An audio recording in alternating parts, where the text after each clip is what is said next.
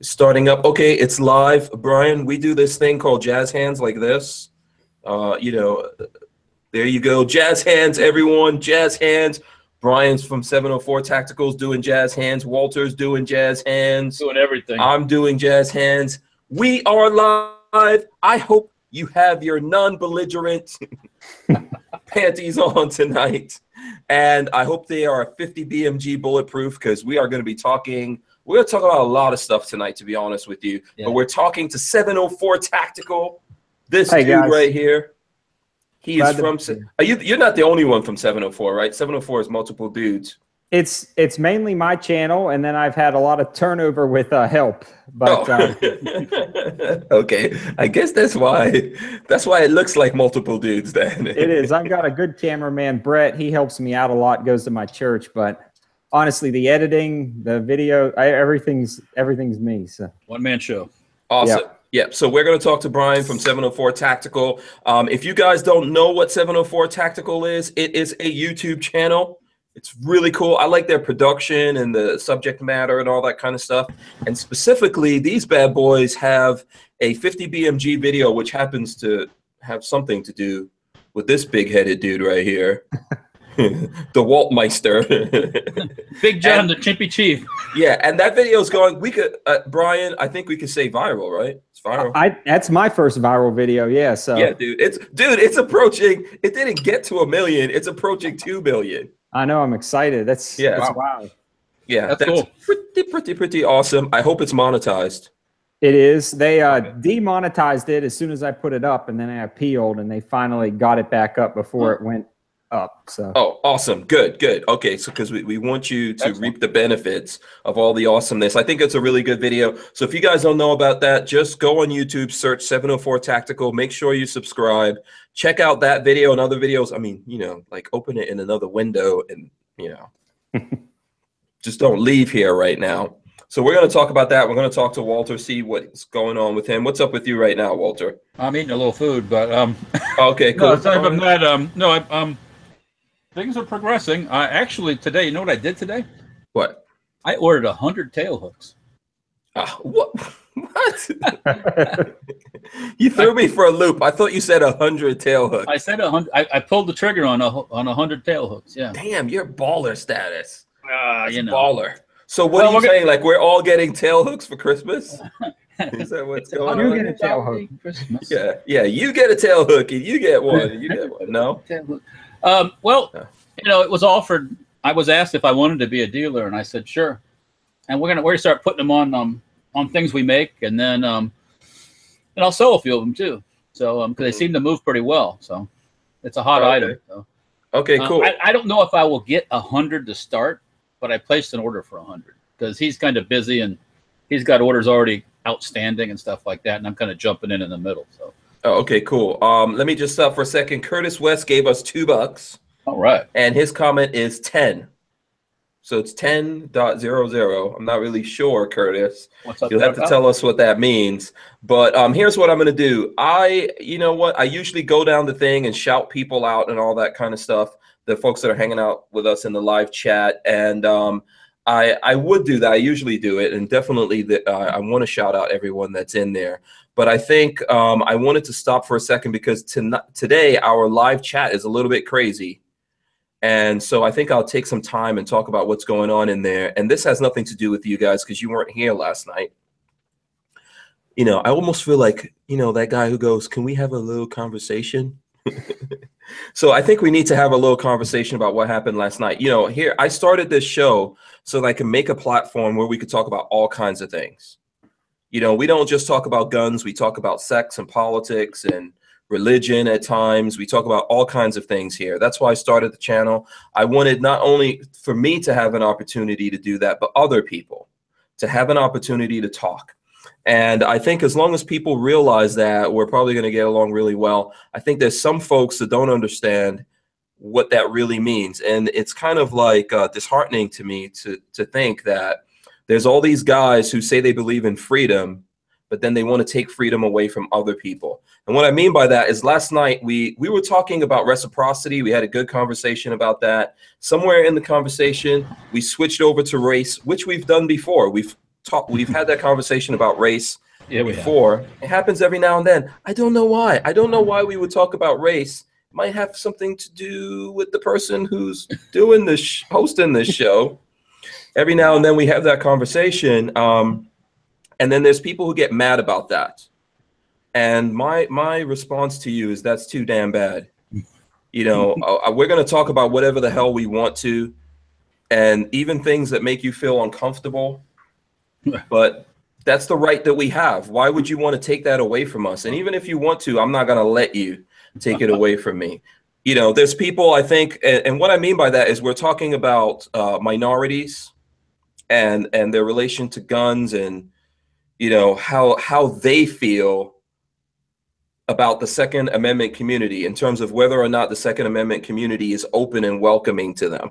Well, guess what? All the people who were saying to me that they don't want to have this conversation and they don't want to hear anything about the black thing or whatever, honestly, you're answering that question, because you're saying you don't want to have a conversation about people of color or minorities in relation to the gun community.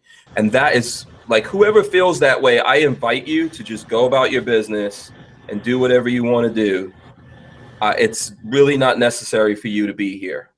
Okay, that's the way I feel about it. I think we should be able to have these uncomfortable conversations and say things that are in our mind and be able to work through it and get it out of the way. But if you're just going to try to shut me down by telling me what I could talk about, then you probably never met me. Because I'm going to talk about whatever the hell I want. He's going to tell you whatever he wants to tell you, whether you like it or not. So. Yeah, and that's what I want. I mean, you know, Walter's on this show all the time. And we sometimes talk about race, you know, and I'm sure that makes you feel a little bit uncomfortable, Walter, right or wrong? Well, you know, I'm still learning stuff, like I say, so, you know. Yeah, you know, and it's okay. I think it makes us all feel uncomfortable, but we have to have the conversation, and we talk about lots of things. So I don't think it's fair for you guys to tell me what to talk about or try to shut me down when a particular conversation comes up and we decide to deal with that. You know, let us deal with it, and then we can go on and have fun and make jokes and talk about stuff. But I'm going to tell you, in particular, in relation to Kevin Dixie, I have to tell you something. If you think you can come on here, and we have fun with Kevin, right? So we've been joking around with him and talking about how he says burl instead of barrel, right. You know, and we've been teasing him that, you know, he drives donks and things like that. And Kevin is a good sport, and he's playing along with us and laughing along with everyone else. And then on the flip side of that, you don't want him to have a conversation about how he feels the black community is being treated or minorities are being treated by you know, in regards to the Second Amendment. I think you're a hypocrite if you're going to do that. You just want to talk about stuff when you're making fun of someone. But on the flip side of that, when people want to have a serious conversation about it, and they make the sacrifice of letting you make fun of them and all that kind of stuff, and they play along and they're a good sport, and then you decide, no, I don't want to talk about this now. Well, I think, you know, I'm going to say it again. If you don't want to be here, or if you want to dictate to me what we're going to talk about on this show, you are in the wrong place. We're going to talk about whatever the hell we want to. So, and then my apologies to you, Brian, because you kind of like jumped into this. It's like you came into the house and everyone in the family was having an argument. Hey, I've been there, done that. Absolutely. Okay, so we're going to move on from that, and we're going to have fun. I want to thank everyone that is joining us right now and is watching live. We appreciate you. Please click the thumbs ups, share this video. I do want to shout out the people that are, let me see if I can just quickly, if you guys don't mind, go through this. I want to shout out all the folks that are always supporting us. Archangel is in here. Greg 98K, Foxtrot, Echo, Cody Phillips, E-Rock, Armament and Axis, Chris B. It's up to him. Chris Bolus, Rock Humper, Vanessa Kitty. Lola is in the chat, by the way. Joe Carpenter. Me Too on Tube. What's going on? Kentucky Firearms. Michael Bender, Screaming Skull Saloon. What's going on? Kentucky Firearms Network B channel. I think I just shouted that out. LV Louis Cipher. What's going on, guys? Cody Phillips. I'm just trying to go through this real quick since I took up some of the time here. Tango Hunter. I see we have Warsaw Patriot in here, but I know he's had, it looks like Warsaw Patriot is having a whole other fight in the chat. By the way, Brian, do you know there's a chat? Can you see the chat? I can't see the chat. Oh, I don't know if that's a good thing or a bad thing. Yeah, in that window that in that link that I sent you, the YouTube link to share it with fans so they know you're on with us. If you open that in another window and mute it and scroll down, you'll see at the bottom there's a live chat, so you can join in there. You were in on that chat, I think, last night, by the way. Yeah. Okay, thanks. I got it now. Okay, cool. So thanks for that. If I missed anyone in the chat, just like shout me out right now, like say @HankStrange or something like that, and you know, I'll definitely like give you a shout out. How's that? Okay. Okay, so I think we can somehow like try to move on here and move in. So you know what I want to start with. You guys obviously have a lot of videos on. How many subscribers do you have on your channel, Brian? I'm about to hit 40,000, hopefully in the next day or two. Cool. How close are you to that, man? I think I'm like 300 away, maybe the last time I checked. What?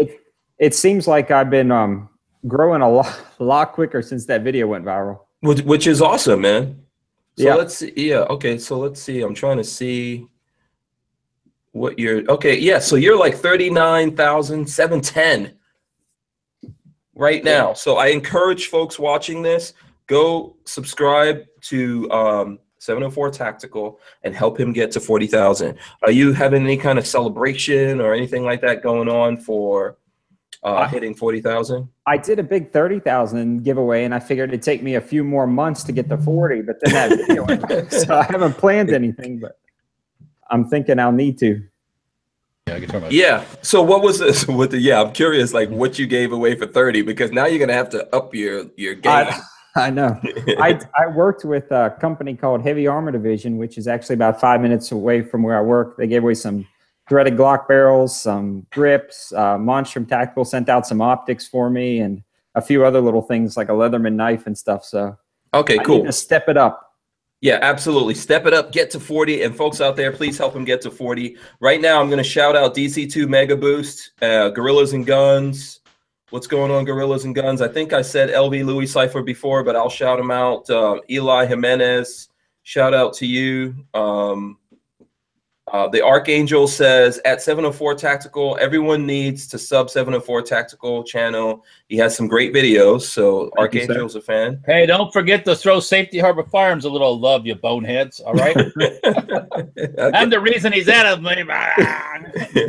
Yes, thank you. Thank you. We're getting to that, Walter. I did that little plug in there. Sorry. Yeah, I know. I know. I'm sure you appreciate that, right? Yeah, I do. That's cool. I do. He's been a great support to the channel. He listened to me from the early days when I was a wee little guy. He still put up with me calling him, saying, "Hey, you know, remember?" The only reason I didn't get you on sooner because I was waiting on barrels. Yeah. This 50 cal barrel thing is killing me, but we're getting through it again. But yeah, that's the only reason, really. I mean, and I didn't know him from squat, so you know, it's cool. That's good. That's good. I think, it all worked out, which is awesome. Armament and Axes, Chris B. He says, Hank Strange, I've been watching his channel, talking about 704 Tactical for a while now. I reach out to him to try to get him on the show. That is true. I think you heard from Chris B, right? I did. I think he tagged me out on Instagram and a few other places, so I appreciate that. Yeah.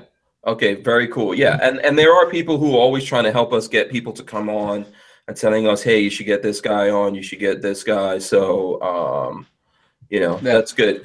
So the thing is that let's start with, like, you know, I wanted to talk about the video. So let's talk about the video, get all that out of the way, and then we'll go into other stuff. How exactly how long did you have to pester, harass? Yeah, I don't know if there was any sexual harassment involved in that. You talking about me? Tell us, you could do #MeToo right now, Brian. Oh, I've already done that on my Instagram.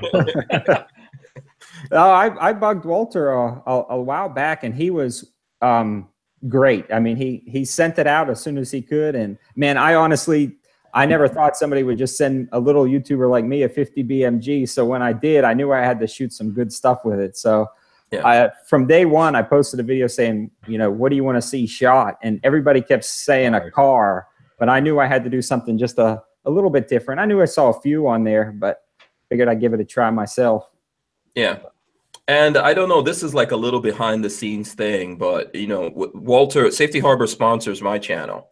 And Walter and I, we talk about like, obviously it's like a marketing thing, right? You know, we're all here in marketing, trying to get things out there. And Walter and I talked about this a long time ago, and we thought, yeah, it would be cool. Obviously I do videos, you know, but it would be cool for other people to do things. And I tell people, hey, you know, Safety Harbor sponsors me. So, you know, and we had the discussion, like, you know, if people really want to get their hands on this. Now, the thing is people might start a YouTube channel just so they can get stuff. Yeah. So you have to kind of vet people. And we had that conversation. I told them, look, you know, if someone really wants to get something from you, it's up to you what you do. You know, you can lend them something, you can do whatever. But before you do anything, just go look at their channel. And it does not matter. They do not have to be 1 million subscribers. Mm-hmm. You know, they don't have to be 10,000 subscribers. What you have to look at is whether or not you like what they do. You know, are they making videos? Do you like what they do? Do you think, you know, that they're trying to do something? Because you never know. We all had to start at zero. Yeah. I mean, I'm not right now. I'm not a big channel right now. So, you know, from people giving me a chance, like trying to talk to them and giving me a chance and all that to try things out or test things and show things for them, you know, this is what grows out of it. So, yeah. You know, I'm glad that Walter took a chance on you, because I'm glad too. It's worked out for both of you. And it just goes to show people out there that want to have channels. I think you look at your channel as like your resume. Mm-hmm. And when you make a video, think like, if I'm going to go talk to someone, they're not going to be impressed just because I said that I have a YouTube channel. But they may not just automatically turn you away because you're not as big as whatever it is they think in their mind. You know, if you're not as big as Hickok or you know, IV88 or something like that, you still have a shot. Just do good work. Yeah, my suggestion to anybody would be, when I first started off, I would type up long emails, maybe to get a $30 red dot to send to the channel because I was out of money that month, and I would, I mean, pad that. And it turns out all I had to do was send a link to the channel, and either right away they looked through my videos, they either wanted it or they didn't like it. And it was simple as that. They can tell your dedication and if you truly care about what you're doing. Yeah, exactly. And you know, that's the thing. I mean, look, the proof is in the pudding, right? So you're not even at 40,000, but you were able to make this video, and it was able to. I'm telling you guys, it's like 1.7 million views right now. That's a lot. Yeah, so that's the proof that the size of your YouTube channel is not necessarily immediately relative to how big that video could be. And the thing about it is, what he did, other people have done already. You know, and nothing. There's nothing wrong with that. Oh yeah. But it's not like the first time somebody shot a car. But sometimes it just takes that certain, you know, it's all magic and witchcraft and science. Yeah, I mean, yeah. Deliberation, you know. And it was what was very cool about it when I watched it. I was like, okay, shot it. It kept running. I'm like, really? Kept running. And then when you hit it right through the emblem, I was like, holy crap, that was cool. because the first round went into got wedged into the it got wedged in there, and it did. I mean, first of all, what I like about your video, I don't know why. Do you know why the video went viral, Brian? Let's start there. Honestly, do you know what happened? I posted the video hoping that my subs would appreciate it, and they did. It got pretty good traction, but it took about 3 weeks to get 10,000 views. And then one day, all of a sudden, I start getting subscribers and comments like crazy. And by the end of the day, it hit 40,000. And the next day, it was 100,000. So then it just blew up. Can you track it back to did another YouTuber share it, or can you track it back to any one particular event, or? I've looked and looked, and I can't find a single page. And before, you know, like big Facebook page or something have shared my stuff, or big YouTubers, and it didn't go to a certain country, or it didn't go to, you know, so far from what I'm seeing is mainly in the U.S.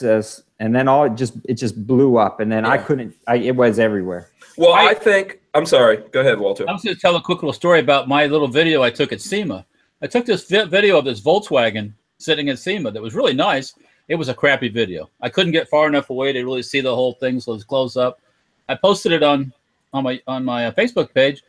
I go back and look one time, and it's had 14,000 views or something. What is it? It's like down in Central America, South America, where lots of people have Volkswagens. Just shared it amongst some friends. It was like boom, boom, boom. I was like, whoa, you know, it was amazing. That's what I was going to say. And a quick shout out to Tyven. Tyven gave us $10. He says, Hank/Lola brings the truth, justice, and liberty for all. Okay. Thank you, Tyven. We appreciate it. And I can't help but think that Tyven's just like giving me a little dig, but you know, that's my boy. Tyven's a good guy. What I was going to say is I think it's organic, and I'll tell you why, Brian. Walter told me about you. He told me that you did the video. He shared it with me for sure, right? Yeah. And I know I did some sharing. But the funny thing is, Walter told me, in between the time Walter told me and I went to do sharing, other people were sharing with me. Oh, so wow. So the thing is, I think that for some reason with your video, which, you know, that's the thing about this, is it like a black art or is it a science? And it's hard to put your finger. You can never make a video go viral. And to me, this is officially viral. I think it just happened that there's something about this video that people were like, oh, this is cool. And they just kept sharing it with people. Yeah. Yeah. We were talking to American Gun Chick about that that one time, how they posted one up and it went like the one we did, one of the ones we did with her. And it just went like, it went nutty for a while. It was like, wow. Yeah. He didn't really have an answer for it either. You know? So. Yeah. Go ahead, Brian. You were going to say something.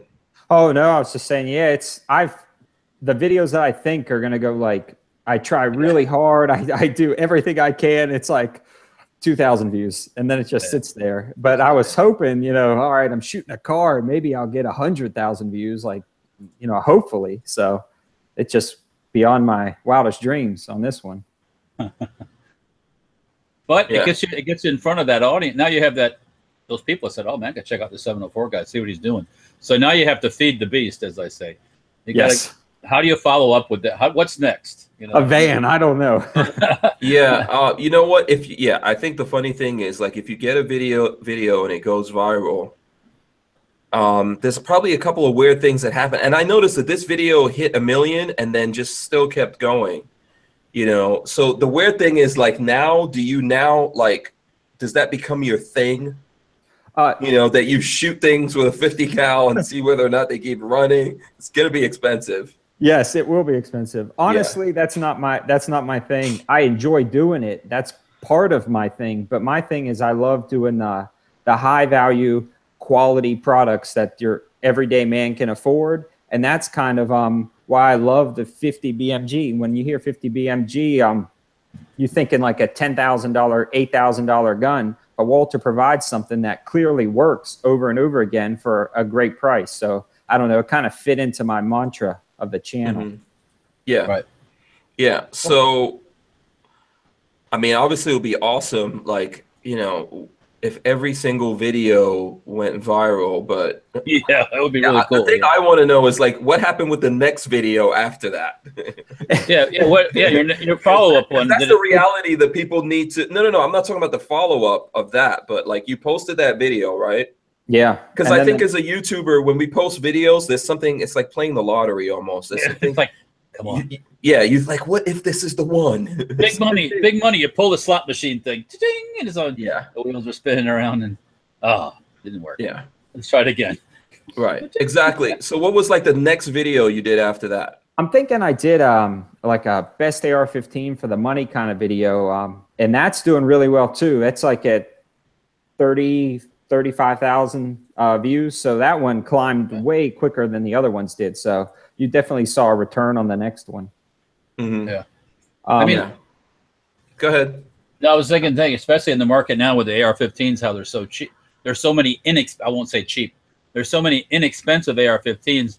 If someone could afford to gather all those in one place and just do a, like a comparison thing, not necessarily a torture test, because that would get awfully torturous, because you'd have a whole pile of guns, but just compare them looks wise, finish wise, Yeah. I've been doing a lot with the ARs over the year or 2 years that I've been doing the channel, and those always seem to be pretty popular. Well, I noticed you also you shot that white car a whole bunch. I mean, you shot it with everything. You shot it with shotguns. You shot it with rifles and my gun and everything else. You just kept shooting and doing different things with it. I did. I think you should shoot at a 50 and see if it still keeps running. Shoot at my 50? Yeah, Walter. You only get one for nothing, so yeah, I got a that might be a cajillion views, Brian. If you splash it. It might be. What's the biggest YouTube video? I think the biggest YouTube video is like billions. Really? Oh wow! Like I think the biggest YouTube video this year was about 4 billion views. Wow. So yeah, I'm just saying, Brian. You know, shoot a 50 with it. Like start. No, you know what? Maybe I shouldn't tell you this idea because then someone's going to actually do it. But I know all the views. Yeah, I know I'm not going to do it, but you should start low, like start with a 22 and shoot it and see what happens. Yeah. And then work your way up, you know? Demolition Ranch style. Yeah, exactly. Yeah, well, what did Demo Ranch do with that? No, he was shooting indoor, right? Yeah. Yeah, when he was working his way up, I think he had like what was it? He made his own body armor. Trap. Bullet trap. Yeah. But yeah, and he was working his way up, but I don't think he got to 50, did he? No, he bailed. I think it was a bad idea. Yeah. Yeah, so there you go. Listen, you never know, but you know what? I'm happy for you. It's awesome.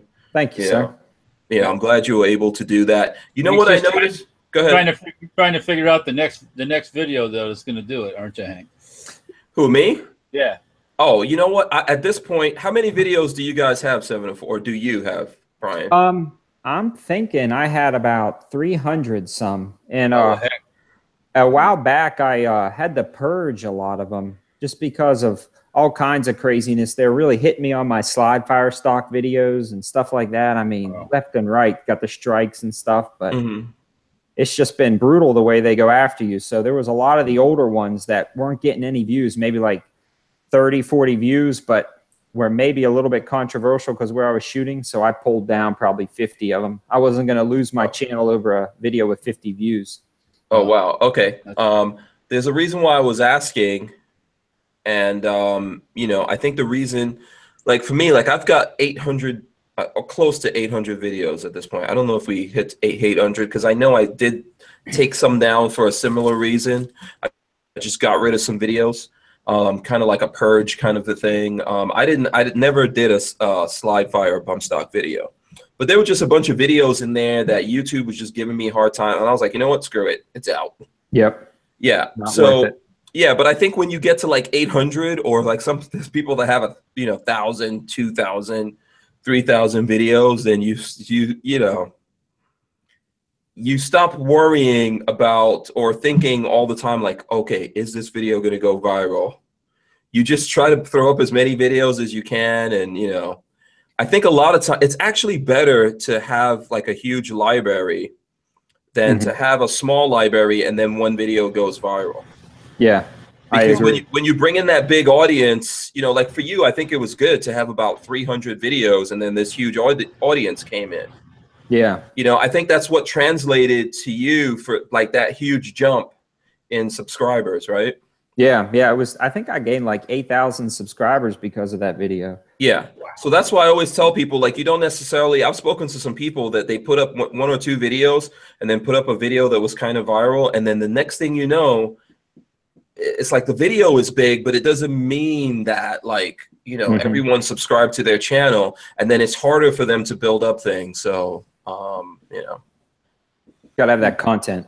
Yeah, absolutely. You have to have that content. Okay, listen, I want to remind everyone to click the thumbs up and share this video and all that, but I'm going to have to do one more housekeeping thing. Oh. I try, you know, if you look at a lot of other channels that are doing this live thing, they don't kick people out of the channel or censor them and stuff like that. So we let a lot of people come in here and talk and carry on and do things with us or whatever. But I'm going to tell you right now, people don't want to be, you know, I just don't want to spend a lot of my time banning people and doing that kind of thing. But people who want to be assholes, Lola, just block their asses, please. Okay, that's my thing. I'm not even going to waste time talking about anyone.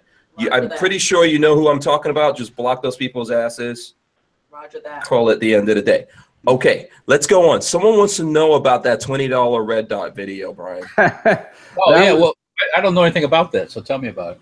That was one of my very first videos that went kind of viral. When I bought it on Amazon, I knew a while back Primary Arms was doing the red-only red dot, and it worked really well. And I saw one on Amazon that looked exactly the same, but for $20. And so I bought that, and it was a Primary Arms, or it was from? No, it was a no name, okay, no markings. It was a field sport. It had no reviews. It was at the bottom of the search list, and so I just took it out, and I was like, man, I need to see how durable this is. It would make a good video. And all I had in the back of my truck was a water bottle, like a bottle of water. And so I was like, you know what? I'll smack this, hit it with G-forces, because they're all the time skipping on and off. And so I just beat the thing with a water bottle. And then I was like, you know, I wonder if it's waterproof. And I dunked it under water, a cup of water. And man, it kept working. So from then on, like, it was a thing. Everybody's like, smack all of your optics with a water bottle. So that is my trade. But you never planned that. You didn't like say. No, I didn't plan it. I was just like, I need to show these guys that it's not skipping on and off, and that I can still hit my target, and it's not losing zero. Like, I got to prove to everybody, because I like a lot of YouTubers that do reviews and things on optics and stuff, but I want to see how durable they are, and a lot of guys aren't doing that. So I was like, but I don't want to destroy it either, like purposefully just like smash it with a brick. So the water bottle was yeah, that's real. Yeah, that's kind of like a happy medium, I guess. Yeah, I've actually broken a ton of Amazon optics with a water bottle. You'd be surprised. Oh, really? Really? Okay, I was going to say, I don't know how much you smacked up that 50 from Safety Harbor with a water bottle. Go for I want to know what kind of damage was done. Go for it. It was, you'd be surprised. A lot of those reflex ones that they sell on Amazon that everybody's buying, 1 or 2 hits, they crumble. The glass breaks, they fold over. A lot of the ones with the cantilever mounts, the mounts break free, they walk loose. A lot of that's just junk, but that's why I think the field sport did so well, because it didn't break. Yeah. So let me ask you this while we're on this subject, and we've got Walter here. See, there's Walter. Okay, but you don't have to worry. You're in a safe zone. This is a safe zone. You could tell us if you want to. When Walter sent the 50 to you, did he put any kind of stipulations on it? No, I mean, he is the easiest. I'm not just saying that because he's here. He was the easiest. I'm so easy. I'm known for to deal with. Yeah, we know he's easy, but not. Ask all the girls. We're talking about guns. Him being. Yeah, no. I mean, sometimes reviewers will be, or people send you stuff. They'll be like, "Oh, you need to do this, this, and this," and I tell them, "No, that's not how it works. You know, we could come to a mutual agreement, but it's going to be a fair review." Walter was just like, "Here's the gun." I said, "You know, I'm not going to probably shoot it past 200 yards or do anything like that." He said, "I said, I'm just going to shoot junk with it." He was like, "No, that's cool." And that's what most people do. Yeah, I have news for you. Most people aren't shooting 1,000 yards and all this fancy gizmo stuff. They're just going out and shooting cars and refrigerators, old cars that is, not running ones, on the street. You know, and rocks and you know, shooting junk and having fun. Yeah. You know, So okay. So the reason why I'm asking you that, because, you know, I'm trying to gauge here. Obviously, you came on air. We've never spoken about anything. Yeah. I've never spoken to you about anything. So you came on air here, and the reason why I'm having this conversation is I think obviously Safety Harbor sponsors my channel, so you know I probably have like a dog in that hunt or whatever. Yeah. You know, so I want to know like what you think about the SHTF 50. Like, what kind of paces have you guys put it through? What do you think about it? You know, have you had any kind of issues with it, etc.? So.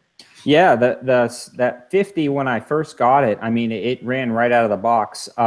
It's been running good. Now, I probably only put about 200 rounds through it, but that's a lot. That's a lot, man. The average, I would probably say the average guy shoots at 10 or 15 rounds maybe in a year. Yeah, I've probably put about 200 rounds, and that's American Pawn and Gun, my local gun shop. They just sponsor my ammo for certain videos. They've given me all of the 50 BMG. And what's the name? What's the name of this place again? Just say it one more time. American Pawn and Gun. They're in Monroe, North Carolina. Okay, American Pawn and Gun. So let's just make sure, you know, shout out to them. Thank you for helping out 704 because that's at like $1,000 worth of. So has most of that been American Eagle? That's it exclusively. And what I was about to say is literally the only problem I've had is occasionally a shell is a little bit difficult to get out of the chamber with that overpressurized American Eagle. And I mentioned that in my review that I know you said in a lot of forums everywhere, even every other single shot is like if you use overpressurized ammo, it's a little bit difficult. But you can see in a lot of the review, I try to show the extraction works great, you know, 8 times out of 10. Yeah. One of the things I think people, when they get a 50 cal, is they don't understand that it's not a 30-06 or it's not. So when they go to operate it, they think, oh, you know, I just, whoop, you know, come right out, you know, and sometimes you got to manhandle it to get things going. So that's, you know. Yeah. And then I think you said, Walter always tries to tell me that there's like a sweet spot on that handle when you're jacking it out. You got to get through that radius at the top. A lot of people will come up to the radius and stop and then start yanking it backwards. And it's not open at that point, so you can yank it. You'll break the bolt handle off. What you do? Yeah, so. I think I'm not trying to cut you guys off. I think there's folks that want to know where you are, like general location. Are you in North Carolina? Yep, I'm in the Charlotte area of North Carolina. Okay, Charlotte area. I know we haven't hit some question, and people have been asking us questions. If you asked us a question that I didn't answer, just because of all the bullshit like housekeeping stuff that I have to do, herding the cats or you know whatever it is over here, people who want to get out of control. Just ask the question again and I'll try to get to it. Okay. If we haven't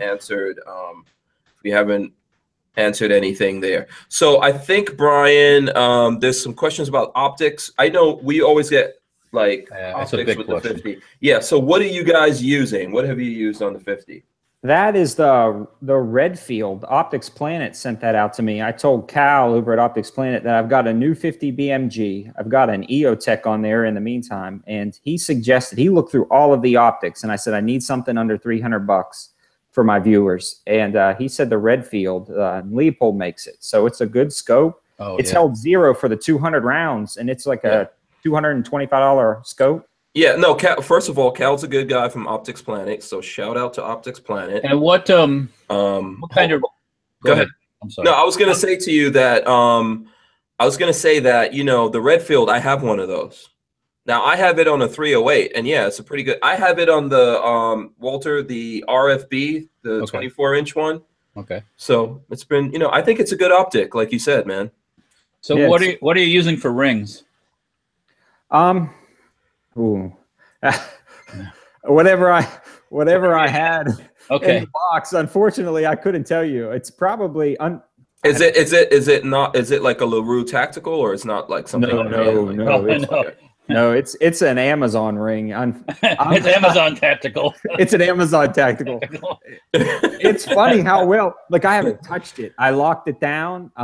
I cranked it down and I sighted it in for the review, the initial review. And I haven't touched it, and it's been dead on ever since. So. Yeah, because I don't know if you've ever seen it before, but like at times of 50 cals, the scopes will start moving in the rings, and they'll start digging into the body of the scope and stuff like that. Yeah. Yeah. So that's the thing. Has that moved, shifted? Is it shaky? How's it? No, it hasn't shifted. I've had more problems out of my Vepr 308 kicking scopes around for some reason than I have this 50. I think it's just a good, solid setup. I don't know what I did to make it that great, but I grabbed those rings and threw that scope on. Got the mojo going on it, the karma. Yeah. Yeah. Okay. So, and then just one last thing, and then I'm going to get to some comments and stuff like that from me. I don't know if Walter has anything else particularly with the 50. Like lubrication, cleaning wise, what's been going on there? I cleaned it after 100 rounds. Really? You did 100 and then you cleaned it? Yeah, I did 100 and then I cleaned it, and that was a detailed cleaning. Like I took it all apart, pulled the bolt out, wiped everything down, did the barrel, the chamber. And in between that, I just hit it with rem oil every once in a while. Right. There's really not that much to get dirty. Yeah. Besides, like I said, the chamber maybe a little bit in the bore itself, but you know, aside from that, there's no gases coming back. There shouldn't be any gases coming back to the rear, so yeah, it's not much to do. Oh, yeah, okay. Pretty good. So like when you got it, did you lube it up when you got it, or you just started shooting it as it came out of the box? Yeah, I'm bad. I just started shooting. I got my little thing of rem oil in the truck. I think I drove home that day. I grabbed an EOTech that was laying on the table. He was so happy to get it. It's like, let's go shoot it. Yeah. I grabbed my box of 20 shells and dumped through that whole box in like a weekend. I mean, it was. Oh, is that the video where you guys had dummies and stuff like that? No, that was one of the videos we used, the 50. We were killing the T-1000. Yes. I remember that. Like, did you spray paint that thing? It was the American pawn and gun again. Somebody pawned 2 life-size mannequins. Awesome. So you got those for a good price? It was free 99. So free. So they took a loss. Yes, they paid a person money for that, and then just for that mannequin. Oh, they knew they were going to give it to me just to shoot. That's cheap advertising. Come on. Yeah, awesome, cool. Did you have any other questions, Walter? Otherwise, I'm going to get to some questions that people have. No, let the chat ask questions. Go for it. Yeah. Okay. So Warsaw Patriot here. He wants to know. Okay. Where's that question? I think he wanted to know if you shot the 50 AK, or what you think about the 50 AK. Have you had a chance to shoot that? No, I've seen a lot about that, but it's one of those things. Nope. I think it's too far out of my grasp right now. Okay. Yeah, I think there's only been like a few. The guy who Brandon, I think he's put like a couple of rounds through it, but I don't think anyone else that I know of have gotten their hands on it. And that thing is hell of expensive. You could probably buy like, I don't know, Walter, what are those? What's that AK-50 supposed to go for? Like 25,000? No, I think somebody was saying 7,000? Yeah, I think so. I don't, there's a price point, no matter how cool it is, without any, it's not like an Accuracy International or something like that. That's a sniping gun. So there's a price point. You're only going to get so much, and past that thing, it's wishful thinking. I mean, you can get a Barrett on sale. You can get a Barrett for $7,000. Okay, so if you're going to try to get 20 or 15 or whatever, you got to beat that Barrett name, and it's a tough act to do. So ask somebody else who makes a semi-auto. They'll tell you. Yeah. 904 Outdoors said a 50 with no lube. Laugh out loud. Yeah, really. What kind of is that?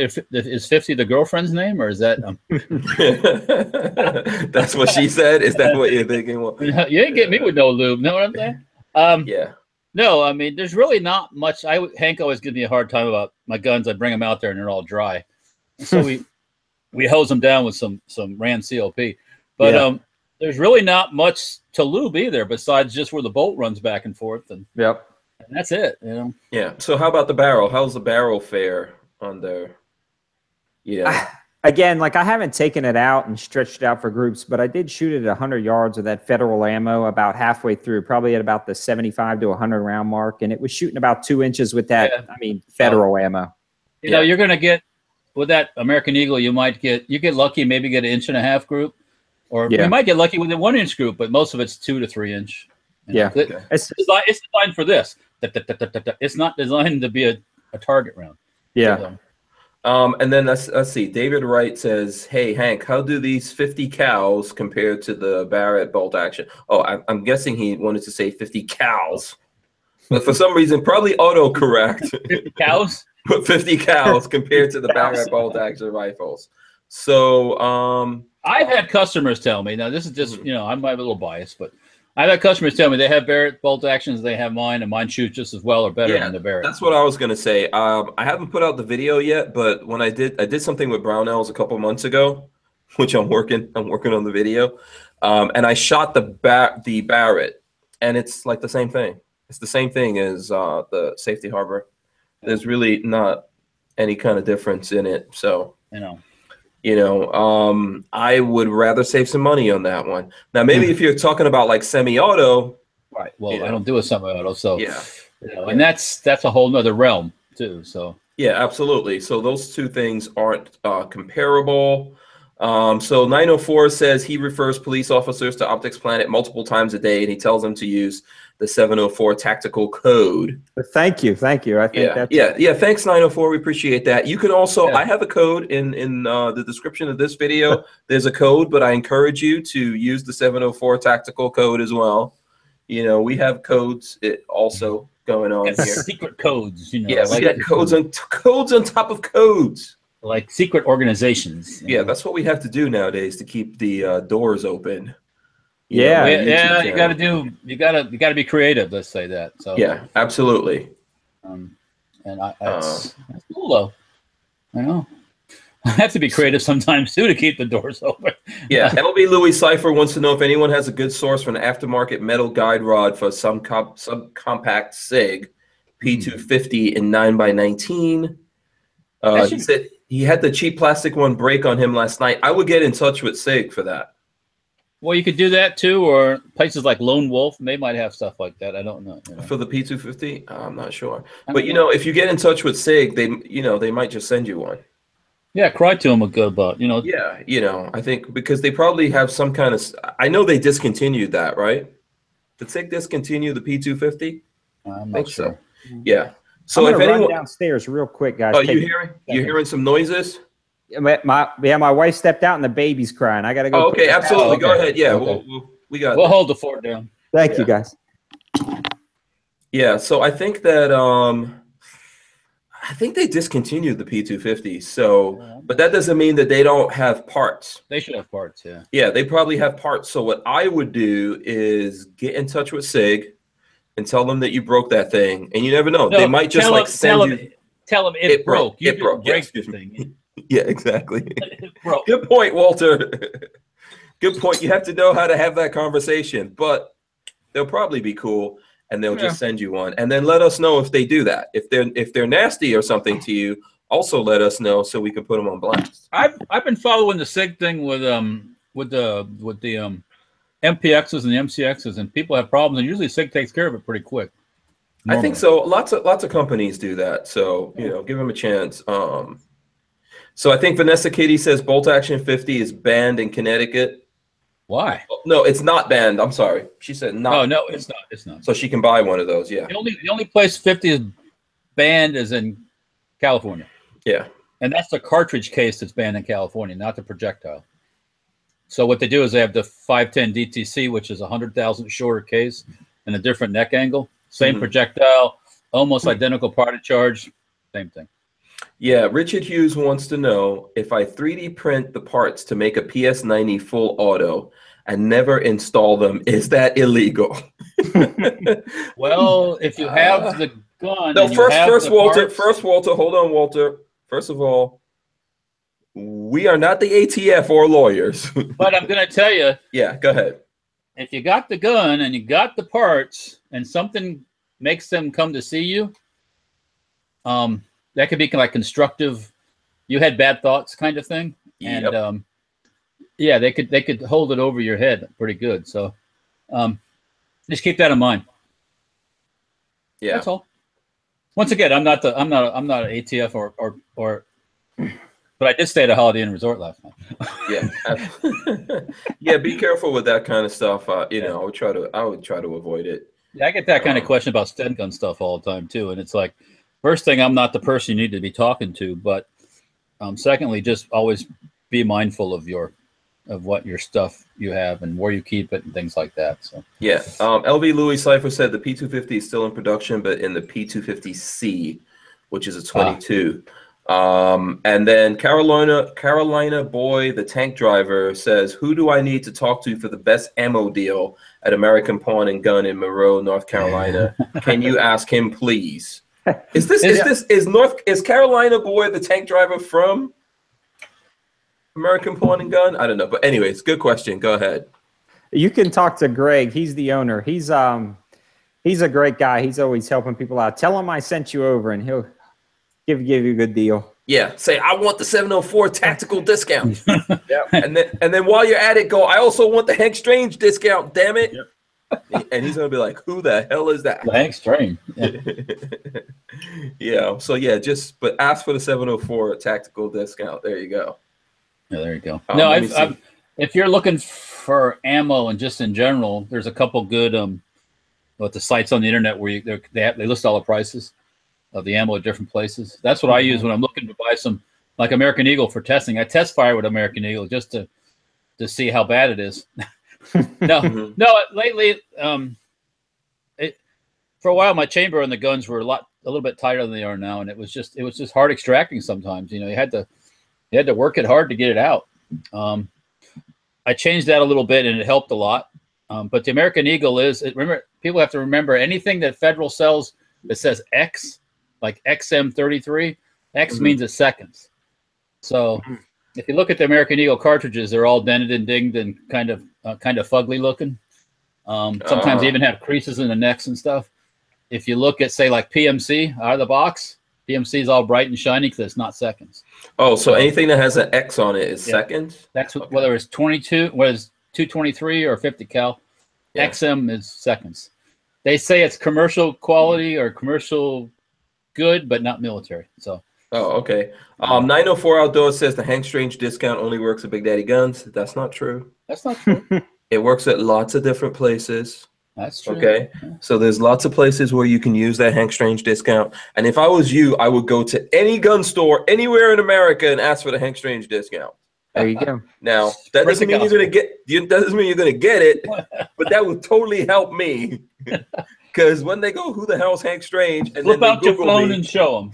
Yeah, or have them Google me, because that all helps with the SEOs and stuff like that. So, we're not going to argue about that. Enrique Q says, looking for some ammo, where's the best place to buy? And then Tim says, the parts to make a machine gun are considered a machine gun.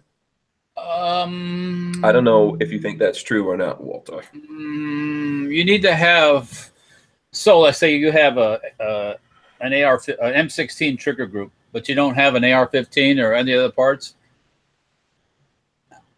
It's not okay. Now, if you got that AR-15 and you got a handful of, I don't know. It depends what they're there for when they show up. My friend, a lot of people when they show up at people's places and find this stuff, they're there for other things too. So it's a pile on when that happens. Yeah. But you can own all the AK full auto trigger parts you want as long as you don't have an AK to put it in.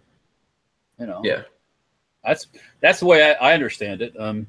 Once again, if you got a house full of crack if you're cooking meth in the basement, I guess it won't make any difference really. So. Yeah, absolutely. What do you say to that, Brian? Or do you have like an idea for the ammo question and answer for that? Most of the time, I'm addicted to slick guns. I guess they changed the gun.deals now. I search that site 3 or 4 times a day. Okay.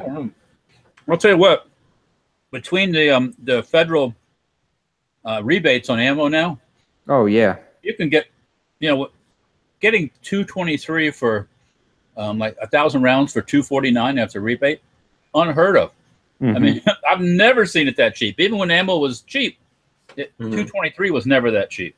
No, I think Aim Surplus had some steel for the. I shoot a little bit of steel, but they had some Wolf for like $3.75 a box over Black Friday. I mean, I couldn't pass it up. No. Yeah. Okay. Very cool. I just saw some stuff today. I think it was, I don't know if it was Federal or Remington, this polymer coated 9mm. After rebate, it was like 14 cents a round. I almost pulled the trigger on 1,000. It's hard not to. Okay. But I got to buy 1,000 tail hook, 100 tail hooks instead. So. Yeah, I know. Okay, so a couple of things. Please, like everyone, click the thumbs ups. Okay, we really need the thumbs ups. If you hate us, which probably, there's some people out there. There's a couple people out there that hate us. You could click the thumbs downs if you want. I don't care. That's awesome. But we encourage you to click the thumbs ups. Share this with family and friends. Let people know that we're having this conversation. We're here with 704 Tactical. And I think we're having a good conversation. Yeah, I think so. Yeah. Someone said to Google me, Google Hankster or Google Hank Strange, see what happens. Yeah, let's do that. Let's see. Let's all Google Hank Strange at the same time and see if we break the internet. I doubt it. Okay, I'm going for it. Oh, you're Googling me? Okay, hold on. I'm going to do it. Everyone Google Hank Strange right now. Let's see what happens. Google Hank Strange. Tell me how many. This is like that vanity thing that people do, you know. Everybody flush the toilet at the same time. Yeah, they Google themselves. Yeah, everybody in the whole country, go flush the toilet now. I got 1.5 million results in 0.45 seconds. I got 765,000 results. There you go, and it comes back 0.42 seconds. 1.5. Yeah, so there you go. That's pretty cool. Okay, so now let's all, since we're here, we're all here Googling. Let's have a Google party. Let's Google 704 Tactical. Yay! Everybody Google 704. This is really silly. I got 1,470,000 results in 0.54 seconds. I got 37,100 in 0.51. But you know, other than the YouTube channel, the 704 Tactical AR-15 rifle kit video comes up. That's interesting. Hey, the 50 cal to the hood of the car is right at the top, right in the front pick thing. So yeah. Oh, on yours? Yeah. Oh, on mine, for some reason, the AR-15 rifle kit video comes up. I'm talking about on 704s. Oh, when he put the gun barrel right to the head of the right in the hood. Let's all Google. Should we Google Walter Keller or should we Google Safety Harbor Firearms? I don't Safety care. Harbor Firearms. Let's Google it right now. Oh dear. Okay, let's do it. Safety Harbor Firearms. That's a mouthful, though. I get 1.3 million stuff that results that came up. Boom. I got only that much. Oh, that's what I mean. Yeah, but you're Googling you on your own computer. Okay. Yeah, so that's true. Yeah. There we go. There we go. Over here. Yeah. Hey, look at one of the ones at the top. Those when you first came and talked to me the first time. Yeah, that's an old video. That's the weird thing about you and Peter. How Google and SEOs and all that kind of stuff works. Yeah. Yeah. Way back in 2014. Yeah. So, you know what I was going to ask you, Brian, before because I think we should move on and talk about some stuff other than 50s. Than me. Yeah, Walter, you probably did you bring one of the 50s over? We got to show people some gun porn. You know, we have 102 people in here right now, but we don't have 100 thumbs ups. So I want to encourage everyone to click the thumbs ups or down or whatever. If you're mad at me and you hate me, go ahead, click the thumbs downs as well. So is this is not like the one that Brian has, is it? No, this is basically the 12-inch barrel. This would be like an SBR. Wow. Yeah. With the 308 stock on it. Yeah, this is a little something we've been developing. Yeah. That's cool. This is it's just small. You know, I mean, it's a fun gun, obviously. You're not going to go out and try to do the 1,000-yard shot. Yeah. But you could.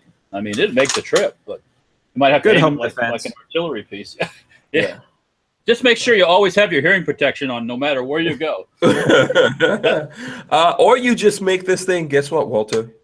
You make the whole damn thing integrally suppressed. Integrally suppressed. Now, but we actually tested barrel lengths and suppressors. This is not a good barrel length. Probably not. No, the 29 was the best one. So. Yeah. The longer the barrel, the more powder burn you get, the better it is. In this case, you really need a super long barrel. So, yeah, I'm just saying. In a lot of cases, you need a super long barrel. Well, that's what she said. So, so the thing I wanted to ask, 704, did you ever, I think, where was this article? I'm trying to pull up. There was an article, I think it was on the Truth About Guns. I'm trying to find it right now, where they were talking about how, they were talking about The Walking Dead, right? Yeah. And on The Walking Dead, they had this shootout where I think the bad guys or something were chasing Rick. Mm-hmm. And they had a machine gun 50. Yeah, and they didn't even right into the front of his car. Yeah, I just want to ask you this because you've actually tested it. Yes. Are you calling bullshit or? I am, and I'm kind of mad. I love Walking Dead. I have to unplug my brain when I sit down in front at Sunday nights, but I make it a whole thing. Me and the wife sit down, we watch The Walking Dead, and she gets mad because I'm telling them like this is not possible. It can't be real. I know this. The car thing is what did it for me. After I shot that car, and then I see them with that, the Browning 50 cal in the back, shooting the Jeep just over and over again. It just keeps going. Because and it just keeps driving, and Rick doesn't care, Yeah, it's crazy because if you look, I mean, obviously there's a bunch of videos, but if you look at 704 Tactical's video, like, what did it take to kill that thing? 2 shots? 2 shots. And I honestly think if I'd have tried to drive it for more than 30 seconds after the first shot, it would have overheated and stopped anyway. So, Yeah. And, I mean, come on. Seriously. If anything, I think you learned a couple of things from that video. One, I did. One, Walking Dead is bullshit when it comes to guns. And 2, shoot the emblem, which is I don't know if that works in every case. That was pure luck. Yeah, that was too good. Yeah, I know. I was gonna say, were you aiming at that? Because you hit it dead smack on. You could see in the video, I'm like, and I hit it, and then there, right in the emblem. It's like, that was cool.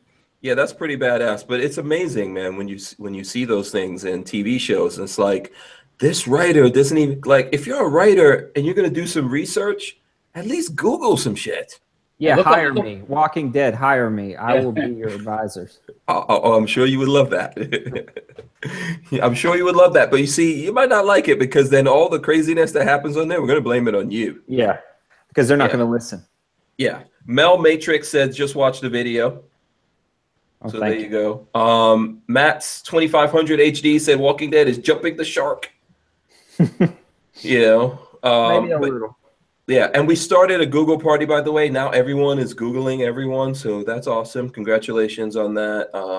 Yeah, legally concealed Texas TX says Walking Dead uses sheet metal to armor cars, and none of the guns have sights. You remember back, I don't know, you guys, the A-Team. You ever watch the old A-Team shows? Mm-hmm. And they're hiding behind a 55-gallon drum as people are shooting at them like mini 14s. Yeah. You don't want to do that. Yeah. And you might get away with it if it's full of oil or water, but aside from that, an empty drum? No. Yeah. Yeah, we did a video right after that with that same car we kept shooting. I wanted to see what a car could stop bullet-wise just from door through door. And really the only thing that stopped was a 380. Everything else went through and through. Yeah. Oh, okay. Okay, cool. All right, so you know what? I don't know if we hit all the questions. So like I said before, if there's questions and stuff like that, hit me up with it again. Let's talk about some other stuff, man. What other things interest you, Brian, other than guns? Or is there anything? Yeah, actually, my family, we're growing. I've got 3 children now. One foster child. Thank you. Okay. So she's we got our foster child when she was 7, and now she's 12. So she's been growing up with the family. Awesome. That takes a lot of time, and then we're pretty involved in church. So we're doing a lot of, especially this time of year, we're getting a live nativity scene ready, a big old production. But oh, cool. Are you in this nativity scene? I am. Because you do look kind of that beard, man. Yeah, you had the Jesus thing. I am Joseph in the nativity scene. Oh, you're Joseph? You're Joseph? Okay, cool. Got the beard going on, but yeah. Do you always play Joseph? I do. They suckered me into doing that in the cold. Luckily, it's North Carolina. It's not too bad, but yeah, I'm sure. I bet you wear some like those heat things or. Yep, we get it all, the whole 9 yards. There's a guy at church always brings out all the propane heaters you could ever think of, and an little old lady that passes out hot chocolate. And then the pastor fusses because he said the wise men didn't have hot chocolate, but it's a good how do you know? How does he know that? You know what? They give that old lady to hand out some wine. Yeah. Oh, I was going to say, put some rum in the hot chocolate. Yeah. Warm your soul. Yeah. That hot toddy, you know? Yeah. That works. That works. No, that's fun. So you, like, how many days do you have to do the nativity scene? Do you do like... It's just 2 nights. It's a big old production. I mean, we buy like camels and donkeys, and I mean, we set it all up. It's a huge big deal, but we do it 2 nights. I'm just curious, where do you guys get a camel from in North Carolina? You'd be surprised at some of the redneck farmers and what they have moseying about their fields. Let me find out. There's like a redneck farm, because I live in farm country, and please, if there's a dude in my neck of the woods that has a camel, let me know, because we will make a video. We will shoot off the back of that camel. Oh dear! If you get a camel excited, man, it'd be a hell of a ride. We'll just strap on. I'm not going there. Sorry. Yeah, I know what you're thinking, Walter. Shame on you. Yep. Shame. Yeah, shame on you. Yeah. So that's cool. So you're doing that thing. Are there other things that hold your interest? Or it's just basically you don't have the time? No, family, and then I devote a ton of time to YouTube. It takes up so much time. I'm not allowed to have any other hobbies. So family, and then I get to shoot, and then I do like the knives and a little bit of prepping. Not much of that though. Mm-hmm. Okay. Yeah, I think we should all be doing a little bit of prepping. Just a touch. Yeah. 904 says you should shoot the SHTF in the back of a camel. So I don't think the camel go for it. Really. No, I don't think. First, we have to get a camel. Yeah, and then you got to climb up on the back of it. Yeah, but Walter is going to do that. If someone supplies us with a camel, Walter will climb up there. So I am the crash test dummy. Yeah, right? Someone's got to film it, Walter. Someone's got to fall off the damn thing. I have to film it. 7 million views. Yeah, Walter, come on now. That would get 1 million views. Come on, we got to compete with Brian here. Yeah, this is the only way that I see. Hey, I know how we can do it. You can drive the car and I can shoot it. Yeah. Drive the car. I thought we were talking about camels here. Oh, forget about the camel. Yeah, what car are we driving? The one I shoot with the 50 cal. Huh? Oh, drive the car. Drive it while I shoot it. Oh. Oh, yeah, okay. Yeah, right. Yeah, okay. That might not go too well.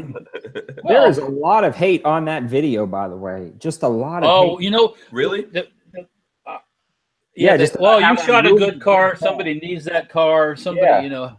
I hate Chevys. I hate Chryslers. It's everything, you know. I've seen that, yeah. Oh, so people, okay. I was thinking that there were people mad because of what car you shot, because I know I've gotten into that kind of trouble. We crushed, what was it I crushed? Was it a Mazda? Oh, Mazda. Yeah, I crushed a Mazda. I was like, you know what? You know how cool that would have been? That was not my choice to crush that Mazda, by the way. That was the vehicle that was there, ready to be crushed at the moment. We can drop that 440 you pulled out of that RV into that Mazda. That'd be badass then. Yeah, I know. Listen, I do like Mazdas. I'm not, I like cars, man. It was not my choice to crush that car. But I guarantee you, any car crushed or like any car you shoot, someone's going to be mad. Like, how could you? Well, I've shot lawnmowers, running lawnmowers. That's what I started doing. Mm-hmm. If you look on, I have a YouTube channel called Mower Death. If you go to Mower Death and look at it, I shot, first one we did was just a regular old run-of-the-mill Briggs & Stratton. It worked fine. At the time, I had 3 or 4 lawnmowers. I didn't need another one. Somebody gave it to me. I fixed it, actually. I put a new pull starter in it, and we took it out and shot it. Then I shot a red snapper, a Toro. It was an old Toro, but it had the old style where you pull straight up on the pull starter. People complained, oh, how could you shoot that classic engine? How so many people need a lawnmower to cut their yard. The poor people. My neighbor put that out by the street next door. I mean, literally. Have you thought about all the starving people in Africa that could have used that lawnmower, Walter? No, I did not. That's just evil of you. That's just. Oh yeah, and we shot a Honda. I had a Honda mower that I bought, and I used it till the self-propelled part wouldn't work anymore. I tried to sell the Honda engine like on Craigslist. Nobody responded to my ad. So I said, you know what? We're shooting it. So we slaughtered that poor Honda. I cut the grass where we slaughtered it at first. It killed it. It cleaned its own spot out.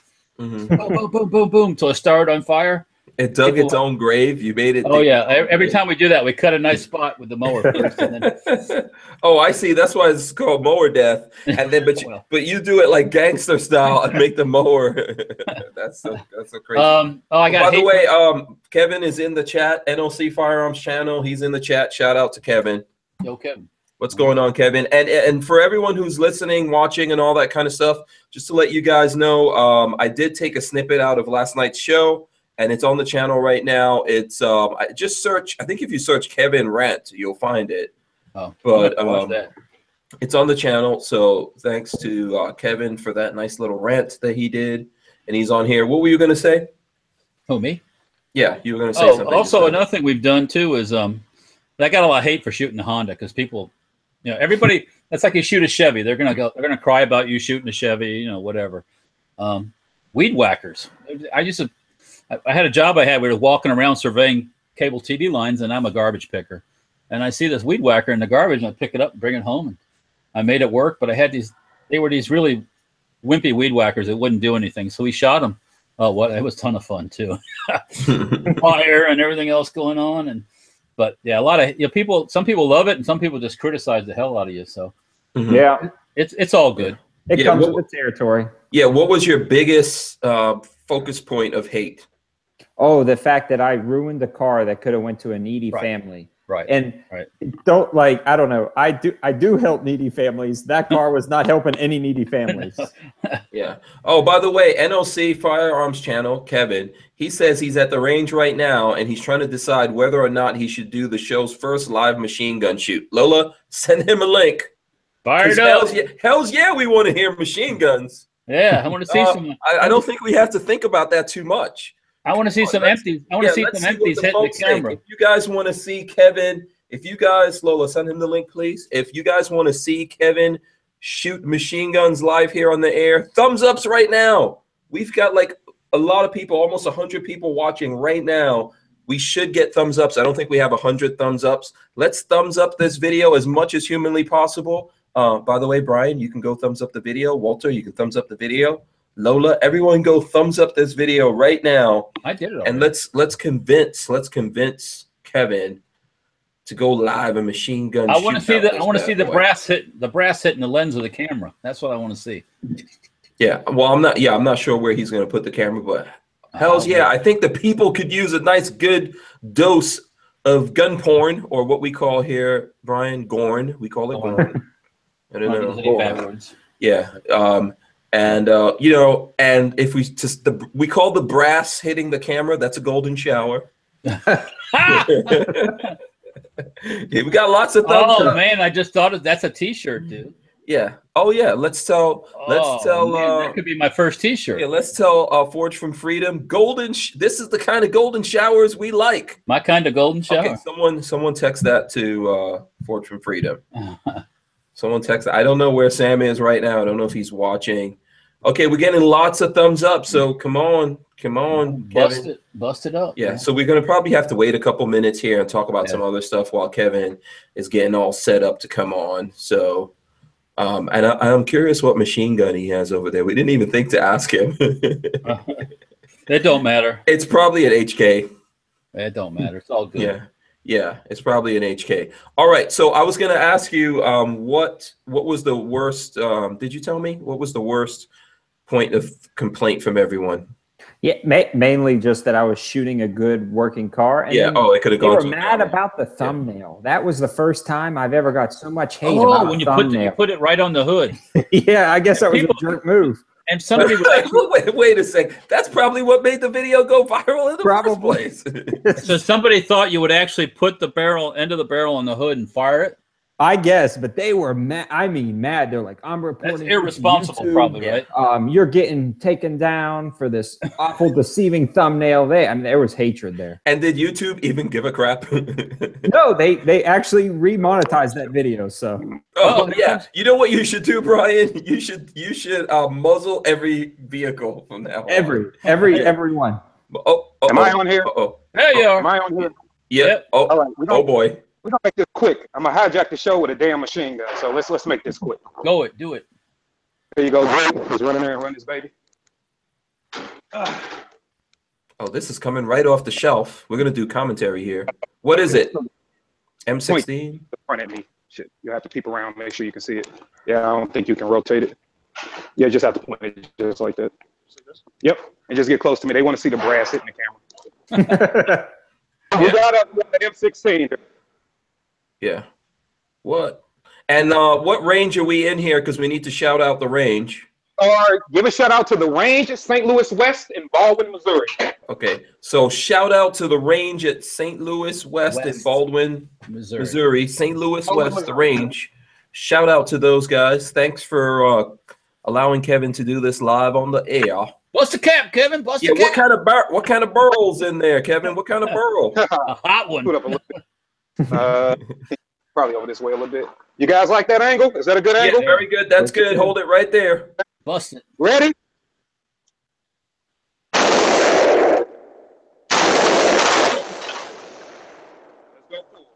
Uh-oh, here we go. There you go. So there's the show. First machine gun shoot. Top that. 704, get out my spot, man. Yeah, Kevin's mad because no one else can come on with a beard. Yeah, nobody else is allowed to have a beard. So yeah, that was a nice little M16 there. So yeah, if you, shout out to the Range St. Louis West. You know, so this is where I'm at when I'm not on the show, and they're spreading the gun love, doing gun things. So yeah. So now, Hank, you've never had that happen before on the show, now have you? Busted his cherry. No, actually, no, absolutely not. So we've popped cherries here because this is Brian's first time doing live. 704, first time being live. So this is the first time live, I'm sure, even for the Range St. Louis West. Shout out to them. Yep. Thanks for allowing Kevin to do it. Lots of cherries getting popped up in here. It's like I got 5 more rounds. Oh, okay. Yeah, don't waste it. No round left behind. That's another T-shirt right there. No round left behind.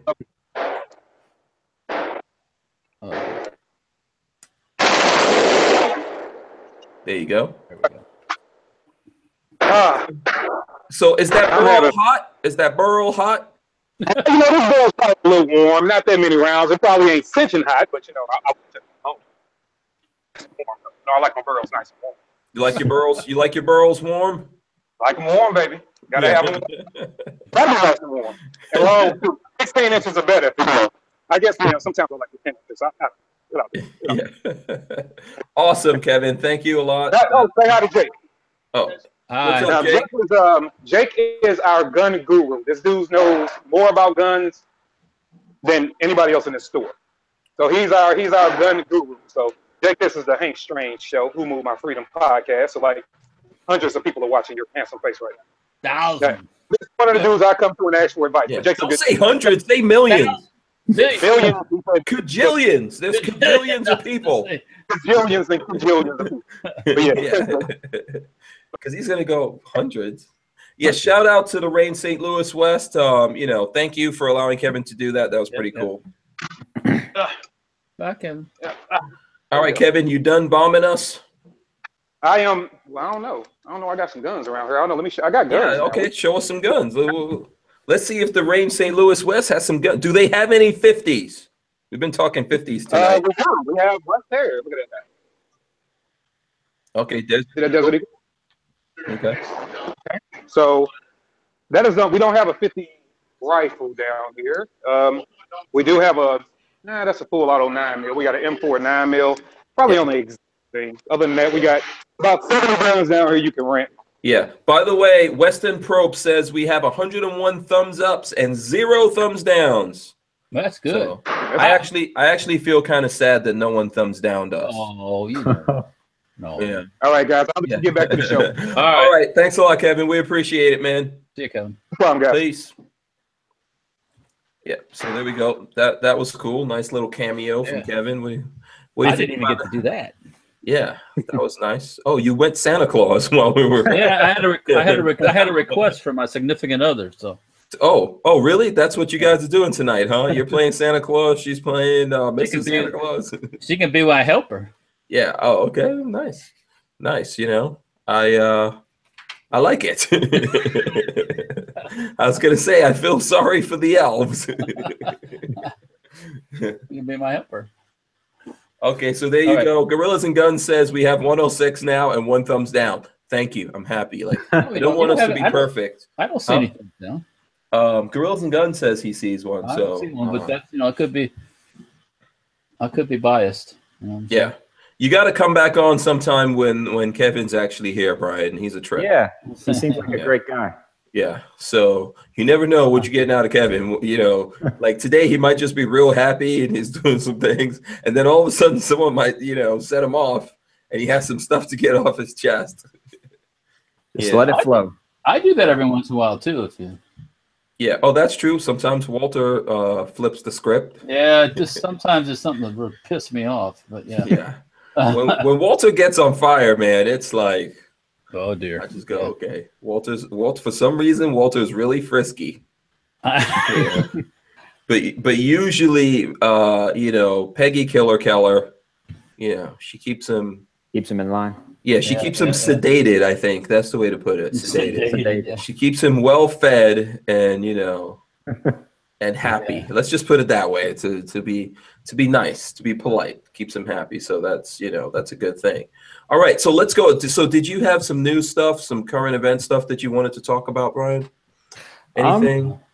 My biggest thing right now is I feel like, I know I touched in with you guys a little bit last night about the current state of affairs with the gun community, but my biggest thing right now is I feel like, man, we're kind of picking each other apart a little bit, and I would just love to see us kind of focus back on the main thing, which is just like no compromising on anything. And I just feel like, man, with all the stuff that's going on right now, it hurts my heart to see like the reevaluating the slide fire stocks. I don't care anything about slide fire stocks, but what worries me is like, we're innovative, you know, people are innovative. And I think they're just trying to stifle innovation with regulations that aren't going to do anything to protect anybody. And it hurts my heart to see them trying to kill innovations in the gun world through these regulations. Absolutely. That's a really good point. I mean, it's not just for the slide fire. I think a lot of people out there would say, yeah, I've got no, I personally, I have, I don't know if I should say that, because the next thing I know, people will be knocking my door down, but whatevs. I have slide fire stuff that I've never used. Yeah. And I've shot it. It's not super functional to me, but I think it has a right to exist. Yeah. And perhaps be made better or whatever it is, you know. The thing is, even let's say we take that out of the equation, people think that they're just going to stop there. Of course they're not. You know, they want to change the definition of what's a machine gun. You know, and it keep expanding it, and that's like the weird thing. I mean, I don't know if you're talking about the unity thing, like we should all try to get along and get it all. No, I'm more of that. Like I'm more of the saying, the unity of, if it's anything to restrict gun rights, we need to unify to stop it. Period. Yeah. We don't need to just. I mean, we can disagree slightly amongst ourselves, but if it's stopping something from happening in the gun world, whether it be slide fire, as silly as it is. We just have to crush it, because you can't give them anything, nothing. No. Yeah, absolutely. Mr. Trek Fan Dan said that was like a field report segment. You should make that a regular part of the show. Yeah, that's pretty cool. We just have to get some people to volunteer to do that. I just can't do it in my backyard. Yeah, okay. I know that's. I mean, I can shoot in the shop in the bullet trap, but that's not exciting. So. Yeah. Well, it is for some people. It's not for me because I do it all the time. But yeah, some people might like it. You know, yes, I think that I agree with you on that. Now, what do you think about this whole thing with reciprocity and the fact that they mix this together with the NICS fix bill? Yeah, I think they should stand alone. I haven't been following it too much, but I really think that I just don't trust the other side. And I say other side as somebody who doesn't want me to have more gun rights. I'm not going to label Republican or Democrat or this, that, or the other. But the other side to me is somebody who wants to take rights away from me. Now, if it was truly fixing the NICS by saying, oh, the Air Force has to report things or the Army has to report things, but that's not what they're doing. They're going to change it to make it harder for you and me, your average Joe, somehow. Yeah, I agree with you on that. I think this is the problem that we have, man. Like the fact that they mix these two bills together, now you have to think about every single thing that's in there. Like, why would that have to be done? Just let it be separate bills and let it either go or not go. If you want to do the NICS fix first, go ahead. Try to run that. Let's see what happens with that nonsense. Why they weren't going to get full support for that? Or they think that they are going to get support for that from Democrats. So they're like, oh, let's mix it because you can't. No, there's no way by the time that thing goes through the whole meat grinding process that it takes to become a bill, there's no way the Democrats are going to allow that to happen without putting poison pills in there. Yeah, how is a government agency going to make a mistake to generate a new government law that's going to correct the government agency's mistake? Yeah, and then the government agency is in charge of it and supposed to be the government's finding itself. Come on. Hang on. Were they trying to fix NICS before this? I think no, there was no fixing nicks before this whole thing started. So why are we doing it now? What is it? How was Nix? Nix was working fine, I thought. You can't stop somebody from not entering information. That's human error. That's going to continue on unless you put a shock collar on them or something. There's all kinds of stuff. By the way, the Tyven Show says shout out to everyone in the chat. Shout out to the Tyven Show. You know, and thanks for your support, Tyven. You know what's funny? There's so many weird things here, right? It would take us so long to unpack all the craziness and the things that exist out there. For example, I'm an FFL. Walter, you're an FFL.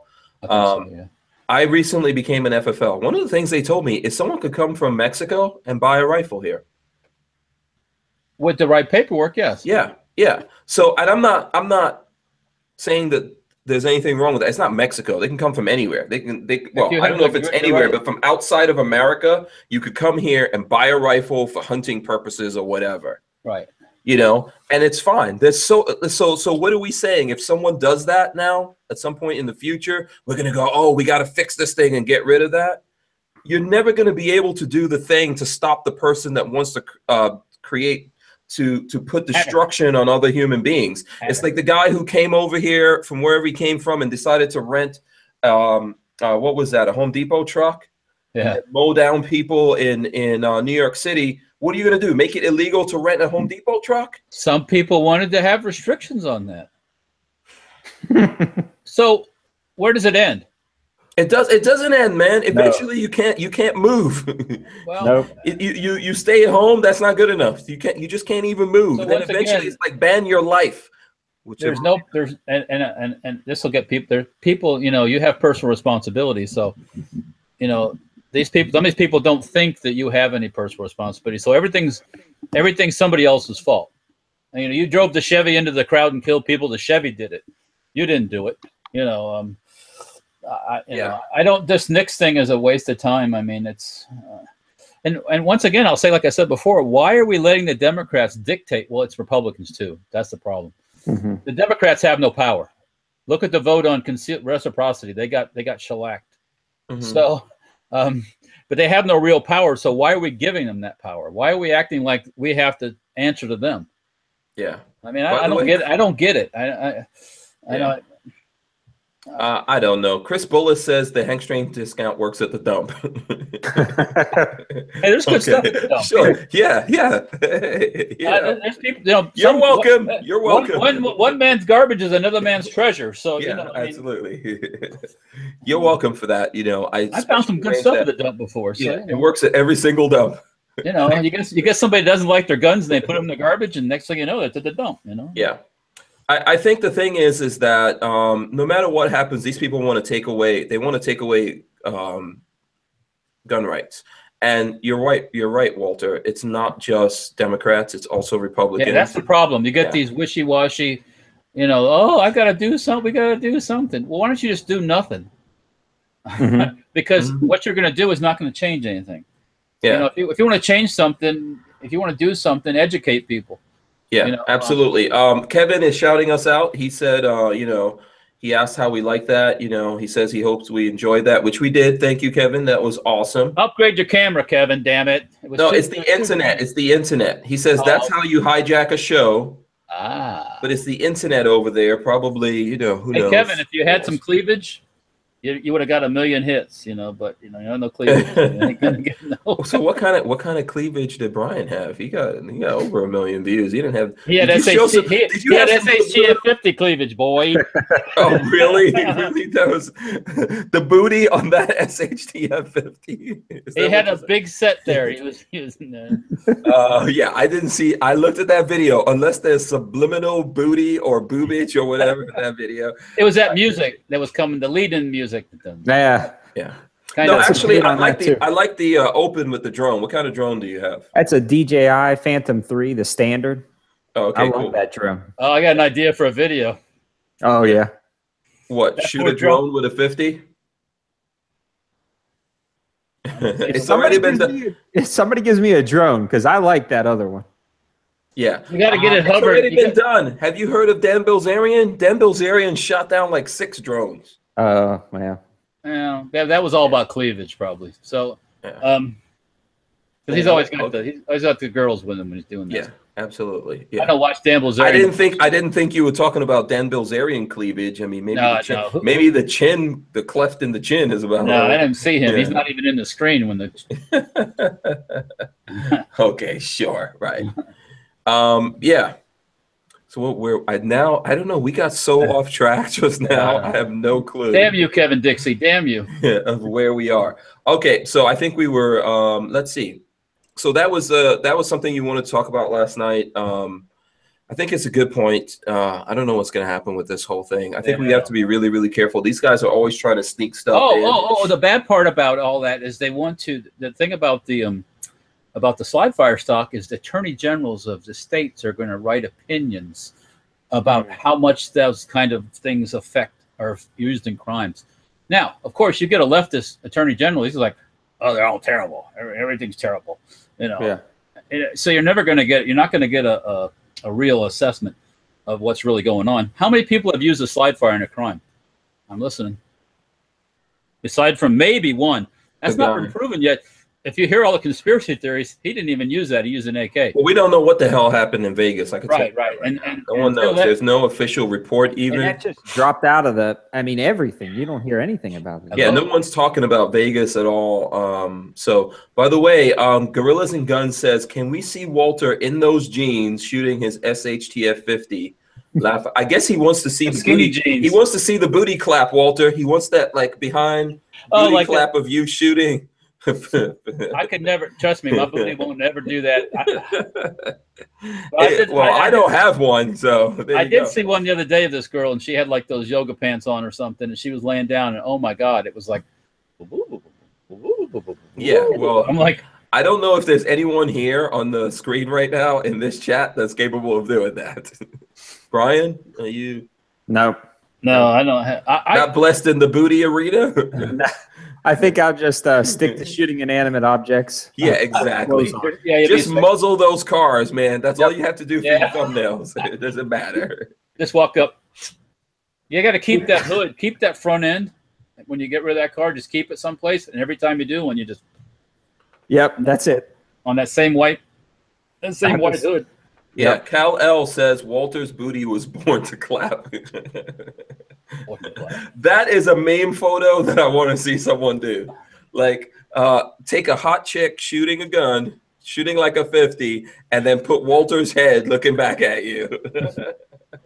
I don't have the time to do the Photoshop of that. Did you see I photoshopped the thumbnail for that video with Kevin? Did you see it? No, I haven't seen it. No. Oh, okay. Go look at my channel. Pull up my channel on a different window. Okay. And then look at the latest video. Okay. I can't remember what the name of the video. It's my video. I can't remember what the name of the video is. Let's see. I'll tell you guys right now what the name of the video is. You should see it on there. Let's see. Let's go in. Okay. So the video is called "Is the 2A Community Inclusive?"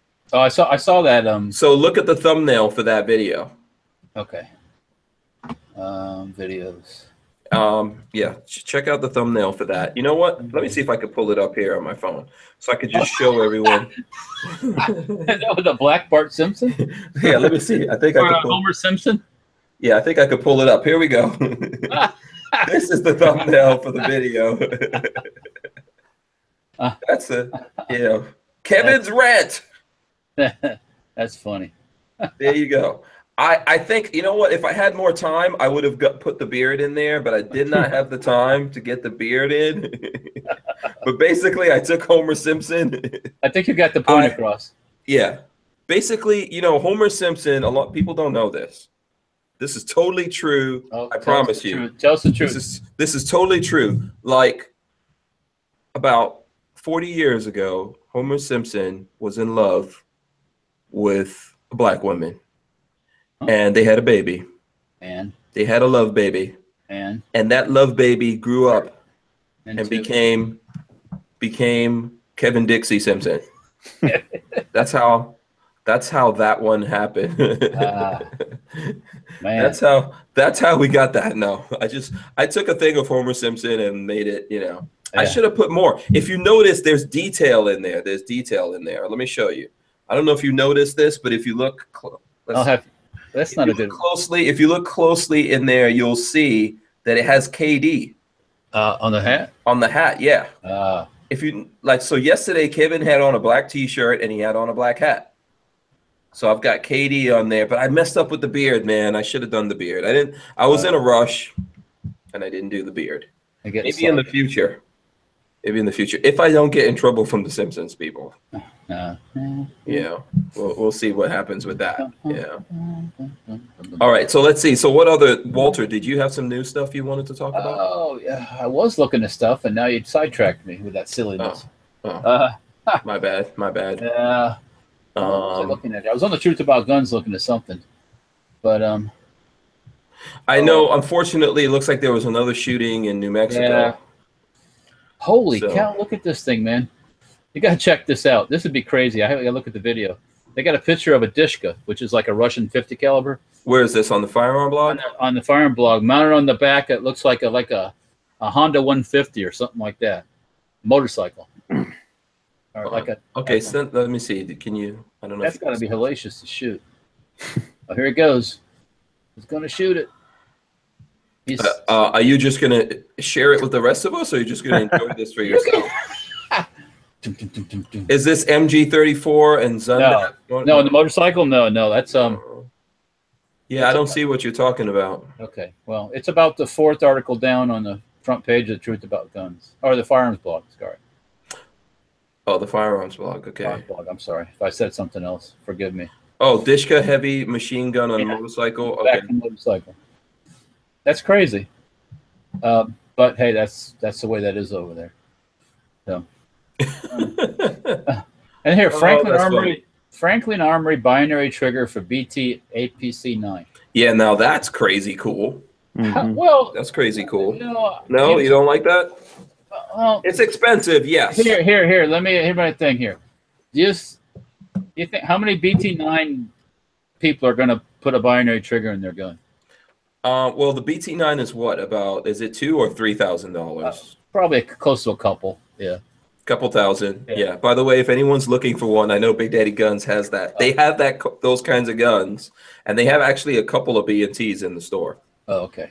Yeah. I know, but they're not. I mean, before anyone complains, these aren't cheap guns. No, they're not at all. So that's my thing: is how many is high-end gun? I guess it will. I mean, some high-end gun guys are like that kind of stuff too. I just, it'd be like putting a slide fire on it.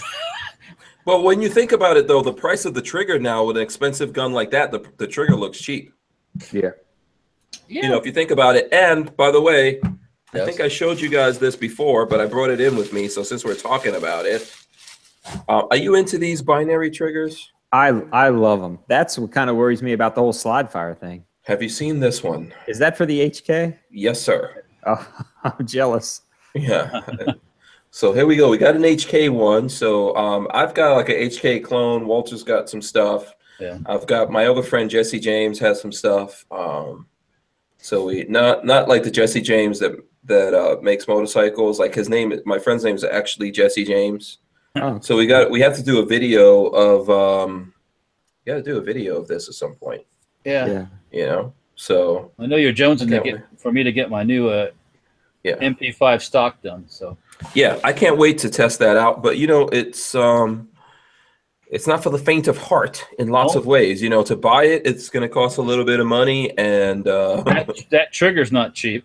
Yeah, the gun's not cheap. Yeah. So it's definitely a higher end toy. But the binary triggers aren't cheap for the most part. They're as much as some ARs are now. So. Yeah, Kevin is in the background going HK, and we tested these binary triggers. I don't think that it's not a bad deal. We did some tests, and that video is coming out this weekend. Actually, oh, okay, cool. It's right now on Patreon. It's just just on Patreon. Do you have a Patreon page, Brian? No, I haven't. I need to do something to generate something, but okay. You haven't figured it out yet. What you're planning on doing? No, I was honestly. I'm hoping to build up that subscriber base and then maybe find some companies, not necessarily to sponsor me reviewing their items, but just to put like I don't know, maybe a body armor ad at the end of my videos or something I'm not reviewing, but I don't know how that stuff works. Yeah. I need to figure out something to do. Yeah, I think ultimately you have to figure out what works for you, but you know, you have a good channel. You know, I'd like to see it keep going. So, you know, there's nothing wrong with reaching out there. Auto body shop. You need to go to fix holes in cars. That's what. Like, you know what you should do? Like, do you want custom holes in your cars? you have dents and dings in your car. For a small fee, I'll put it out of its misery. Yeah, we know how to make that dent look sexy. Donate your car to 704 Tactical because they need the car. They have to shoot something. Come on. Yeah. Yeah, absolutely. So let's show the people some stuff here. I know you've got some things, Walter. Brian, did you have anything you wanted to share with the people? Some stuff you want to show off? Some future projects, maybe? This is one of my favorite projects I'm working on right now. It's my my AR9. It's a all right. I had a little one. Nice little shorty. PSA 4-inch upper. I gotta have to give you. So there's no. Is there a muzzle device in there? There is. There's a KAK flash can. So okay, hold that up a little bit. Let's see the front of it. Let's see the front. You can muzzle us. A cat can. Yeah. Oh, nice. Okay, that's cool. Yeah, did you buy that during the Black Friday times, or you get it before? But these were like right before Black Friday. This guy was like $225 for the complete upper. Dirt cheap. Oh, yeah. Man. I wish I knew. They lasted like an hour, and then they were done. They didn't last very long. Oh, okay, cool. Okay, so is that so what features do you have on that? Is it side charging? What you got? No. It's just the standard. It's a standard upper right here from PSA, and then I've got the blade. And then the main thing is I'm thinking about putting a binary trigger in this guy. I've got one in my SBR right now that I might move over to the pistol, but we'll see how that goes. So, what do you have any preferences with the triggers with the I know they're not all binary because they've got like trade names, you know. Yeah, I've only shot the BFS3, and it works great. Like it's worked great in every platform as long as you're using the right spring and buffer, and you kind of understand the mechanics of what's going on. It's been working great for me. Yeah. So here we go. Mark Wagner. Let me just read this comment real quick from Mark Wagner. He says, I guess him and Armament and Axis Crispy, they're talking. He says on the page, Franklin was running a poll to get input on what platforms they should be working on, and 1022 was on the list. So I guess, you know, that's a good question. Like what guns do you think Franklin Armory, I know they told me that they have something on their page talking about, you know, like what guns would folks out there like to see them go to next? What do you guys think? I think the 1022 would be great, especially with the 1022 pistols, the chargers. With the braces now that are coming out. I know SB Tactical just released that micro brace. I think you even posted something on your Facebook page. Yes, I did. Yeah, that's something that we should talk about here. The micro braces out, and then there's the tail hooks, of course. Yeah, the tail hooks. Have you seen this? I've seen the tail hooks, and I really like the concept. I'm such I don't know, a rule follower. I love the fact that put your arm in there, Walter, and show how that actually is supposed to work. See, that actually, you know what? It's not bad. No. For the tail hook does it. If you got a big forearm, there's no way you're gonna with that SB stuff. Sorry, it's not designed to. Anyways, yeah, we all know the truth. Okay, the truth is, it's being used like this. So. But yes, the tail hook, I like it because it's metal. I like it because it's small. It's not all, you know. And yeah, I get it. I get, you know, guys want it to look like a stock because they're using it like a stock. Yeah. So I mean, you know, I understand the whole premise. So, but anyways, we won't go into all that. But this is my stock that we're making for the Scorpion. So you've got one here on your Scorpion. Yes, actually, yes. And CZ is weird, man. Their colors are weird. So this is supposed to be flat dark earth or gray? Flat dark earth. Okay. Yeah. Yeah. It's not bad. I mean. Yeah, their gray looks like flat dark earth. That's what I'm asking. I posted a picture. Big Daddy Guns has the. I've never seen a gray one. Well, Big Daddy Guns has the CZ Shadow 2. Oh yeah. I saw that. 75. Yeah, they have the CZ 75. The Shadow and the second version of it, and it's technically gray, but I took pictures of it and I looked at it with my own eyes, right? And it looked like flat dark earth, but I like that. That's a sharp looking gun, that CZ pistol. But I like the CZ75 anyways, so I'm kind of prejudiced on that. Yeah, they're very difficult to get. So But if anyone out there is looking for one, Big Daddy, they had two. One's gone. There's only one left there that I know of. That could be gone for all I know right now.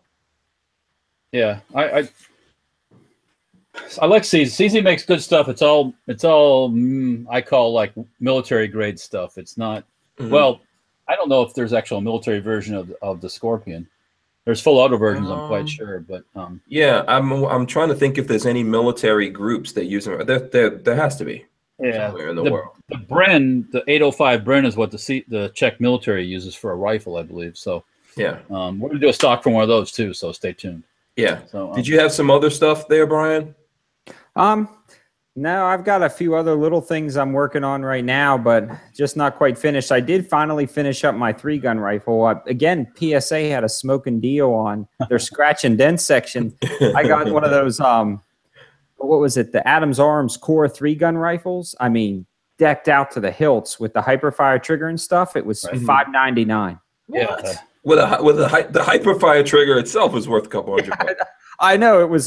You could pop that trigger out and sell that bad boy by itself and make your money back. I felt like bad if I didn't buy it. It was. I sign up for those email alerts and it make me go broke. Yeah, I have a Palmetto State 9mm I bought also, and the deal was so good.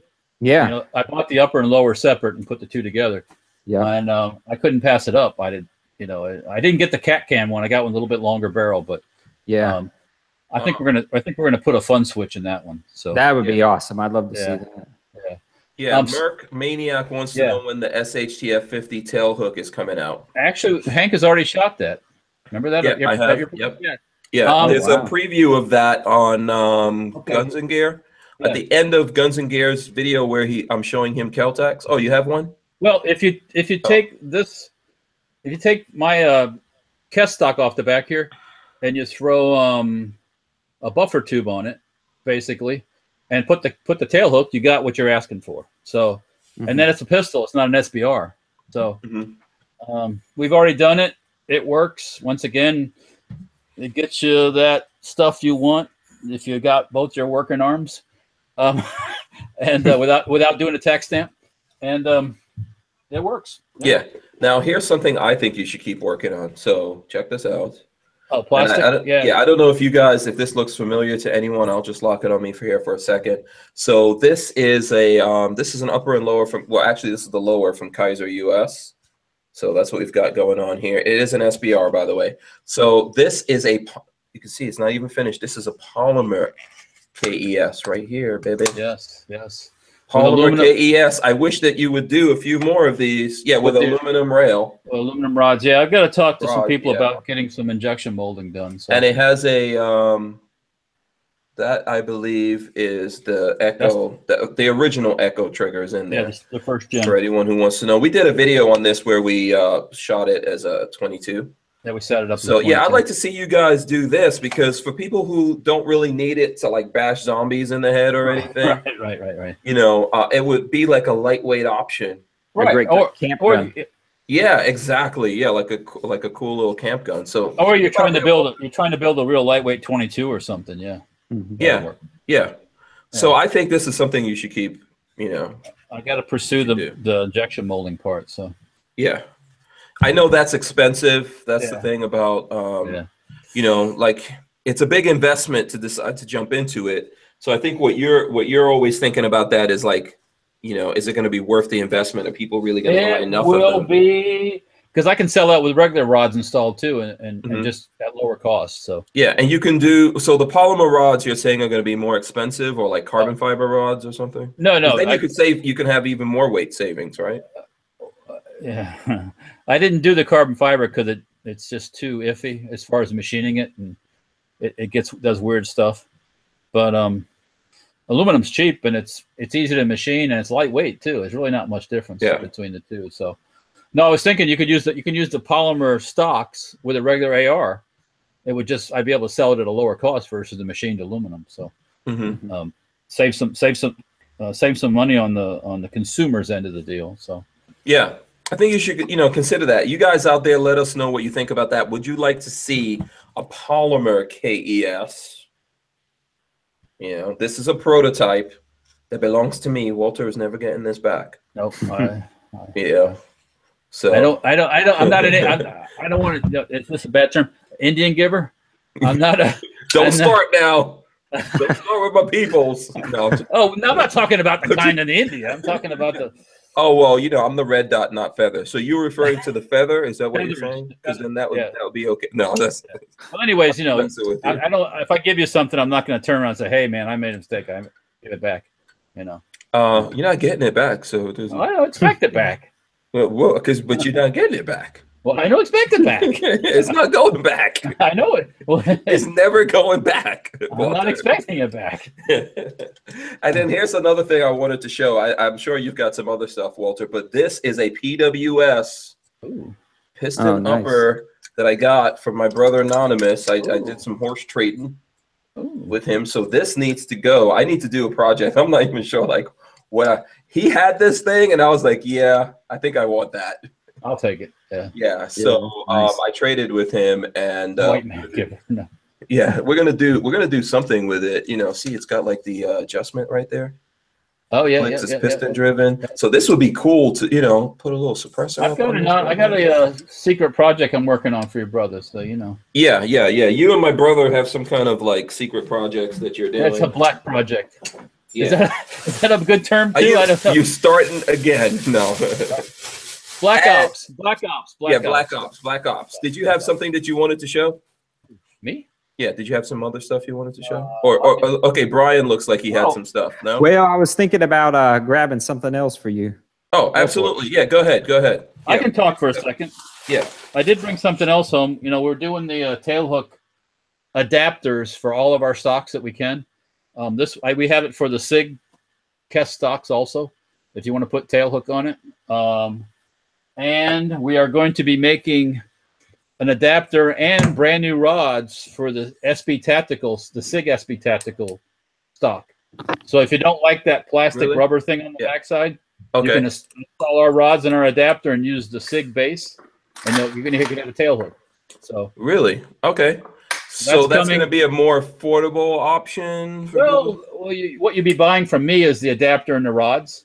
And then you'll have to either buy the tail hook from me or from somebody else. You might even already have one.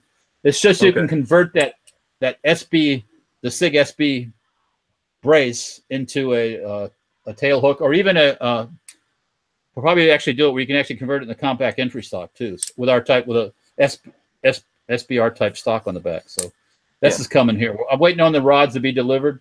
We're getting them ground to the correct size, and then we'll machine them out and they'll be ready to sell. So. Oh, cool. Did you? I can't remember if you said when you're getting those tail hook. Did you say? I just sent the purchase order off today, so. Because I know they're always sold out, so there's probably people looking. So when you get them they're in, let me know. He's busy. So but I talked to him on the phone, and he was caught up on Thanksgiving. Actually, got a new batch in. Okay. So the Archangel, by the way, did we lose Brian? Because I was going to say the Archangel wants to know if we've seen Brian's High Point C9 yet. So I hope Brian went to get that. That would be cool. So while we're waiting on Brian, he's got a cool one. He's got a cool one. It's all customized. Yeah, he's got a cool one. I want to show you this. So I went to an art show. Let me ask him, Brian, do you have that C9? Yeah, I saw the comments. So cool. I grabbed it. I machined the slide myself. Holy crap!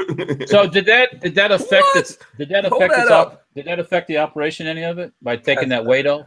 It didn't. I added a rail on the top. So what I did was I removed the rear sight. Then I drilled and tapped this upper and machined the flat on here and cut off that top rail. Right. And you did this work yourself, or? Yeah. I'm a mechanical engineer by trade. Dude, you got skills. That makes a High Point look way better. Well, that's kind of what I wanted to do, Hank, with the one I've got, something like that. Well, I think you need to work out something with Brian. So check out. Here's Walter's. Go ahead, show it. Just plain old. This is a 45 actually. So. Yeah. And I was going to probably do the same thing. I wanted to. I like that rail you put on top. Show us that again. Show us that again, because we're going to need to look at this a couple times. I actually took off the rail here recently, but I had a rail right in here in the flat, and I drilled and tapped the receiver, but I used 632 screws, and they started walking loose because of that violent blowback action. So I'm going to maybe switch them to 832 and Loctite them in there. And put some of that, get some of the Loctite green adhesive. Hold that up a little bit higher, Brian. Just okay, right there. Now move to the, I don't know if it's the left. No, like, yeah, there you go, right there. Because I think it says 704 tactical. Yes, I actually did the engraving on a CNC machine. Oh, cool. And it looks like you did a trigger. What did you do to the trigger? I did a lot of polishing out of everything. So I sandblasted the internals, polished up the feed ramps, polished the safety. I just took it all apart and kind of practicing my gunsmithing skills on something like this. That's seriously badass. I like that. So it still runs good. Yeah. My son keeps telling me we need to make an open bolt pistol. So make it like full auto. I don't know how long it lasts though. Yeah. So how does that perform now? Is it better? It's about the same. I know when I bought this from the pawn shop, it didn't work. And I bought it, I think I spent like $70 on it, and I called High Point and said, hey, it doesn't work. And they actually sent me all new internals, and that's what started this project. Oh, cool. Oh, sweet. Okay, awesome. What was the other gun you were going to show us? So I'm actually got this Micro-Roni I've been playing with. What? Oh, macaroni, yeah. Macaroni. I had some macaroni tonight. It's not a tenderoni, it's a micro-roni. Or macaroni. It's not a microwave, it's a micro-roni. No, that looks good. I'm actually in the process of trying to find an optic for this guy and seeing how accurate it really is with the chassis independent of the gun. I don't know. Okay. We'll see. Might be a video. Okay, so those are coming up in videos. Or I'm assuming the High Point's already been in the video? Yep, the High Point's already been in the video. I also did a 45, so I cut up a 45 a little bit differently and did some etching in the back. Oh, sweet, man. I like your skills. Mr. Tech Fan Dan says, nice job.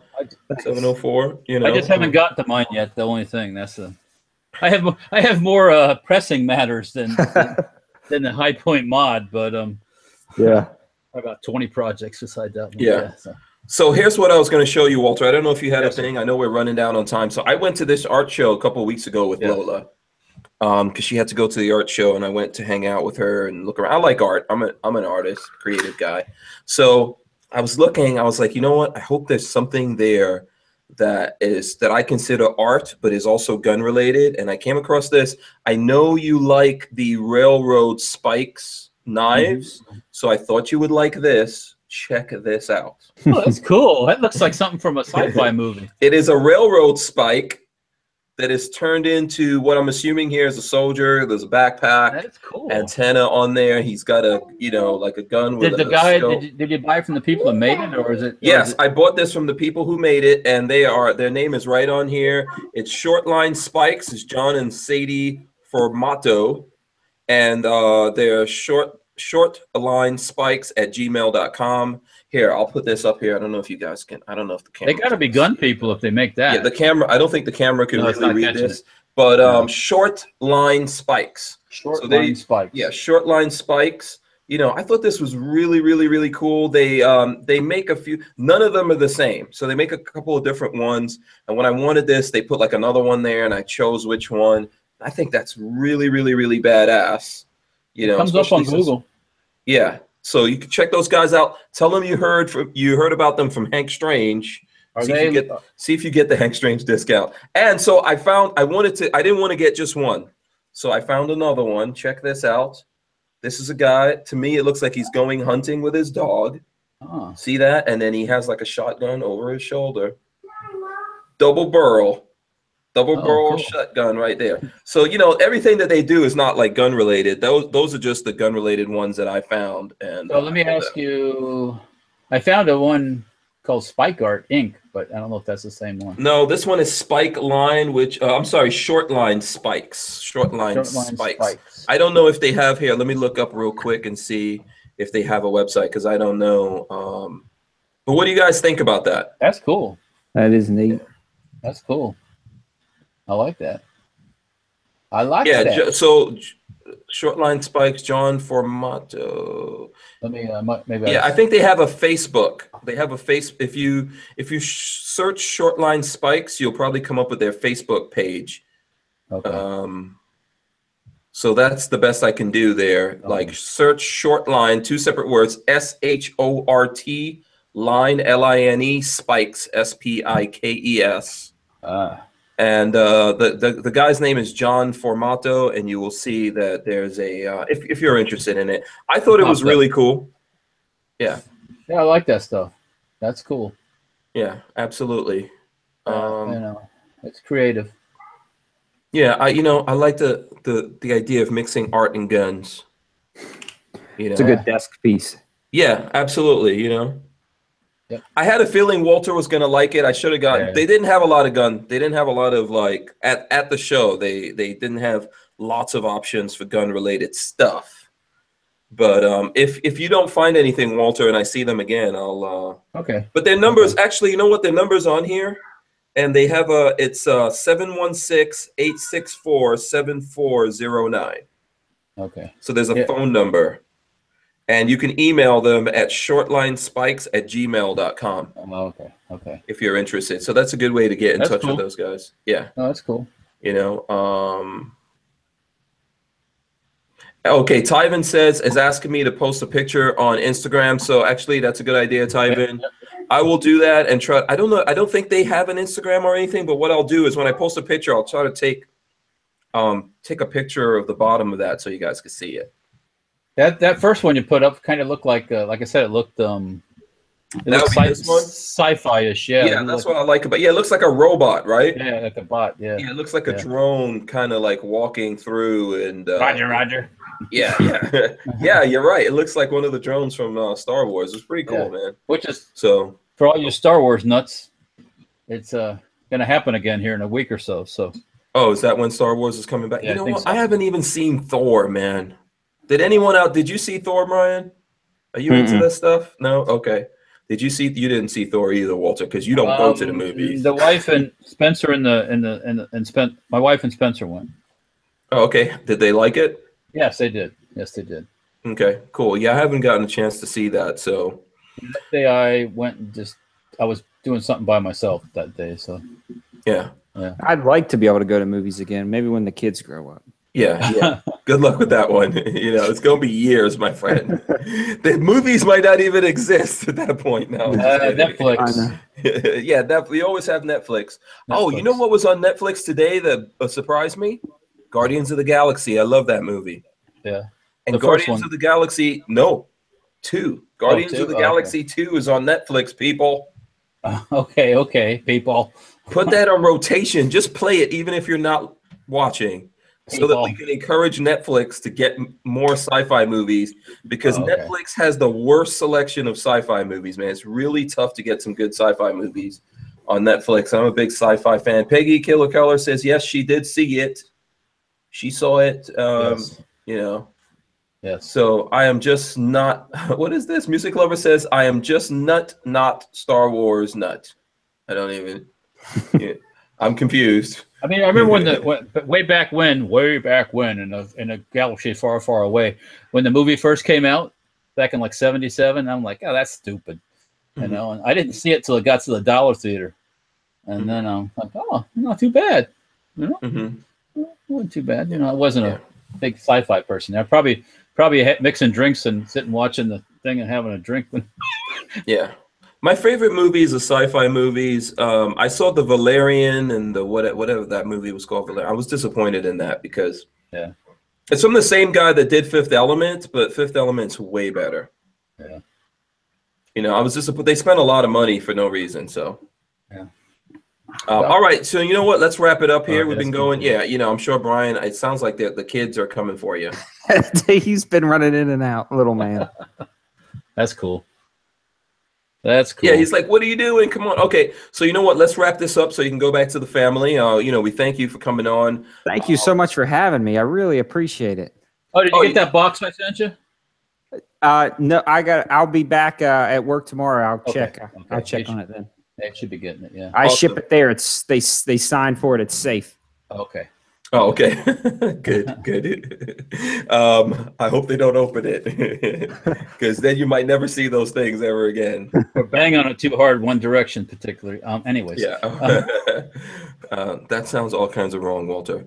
So, thanks for coming on, man. You've been a great guest. We'd love to have you come on again. Before we go here, what kind of social media stuff would you like to tell folks out there to follow and all that? Go ahead and plug whatever you want. I have a Facebook and an Instagram, but I'm really trying to push the Instagram. I enjoy taking the photos and stuff while I'm out there. So, okay, sweet. So let me see. I think I'm subscribed to you on Instagram. Let me make sure. Let's all make sure that we're subscribed to 704 Tactical. And by the way, I like run the Instagram for Big Daddy Guns, so I'm going to make sure I'm subscribed to you there as well. Thank you. That's where you guys will get a sneak peek of anything that's going to happen. Will be on Instagram. Okay, I just followed you on there. Thank you. And let me see. I'm going to go. I'm pretty sure I'm following you on my Instagram, but I'm just going to make sure because you never know.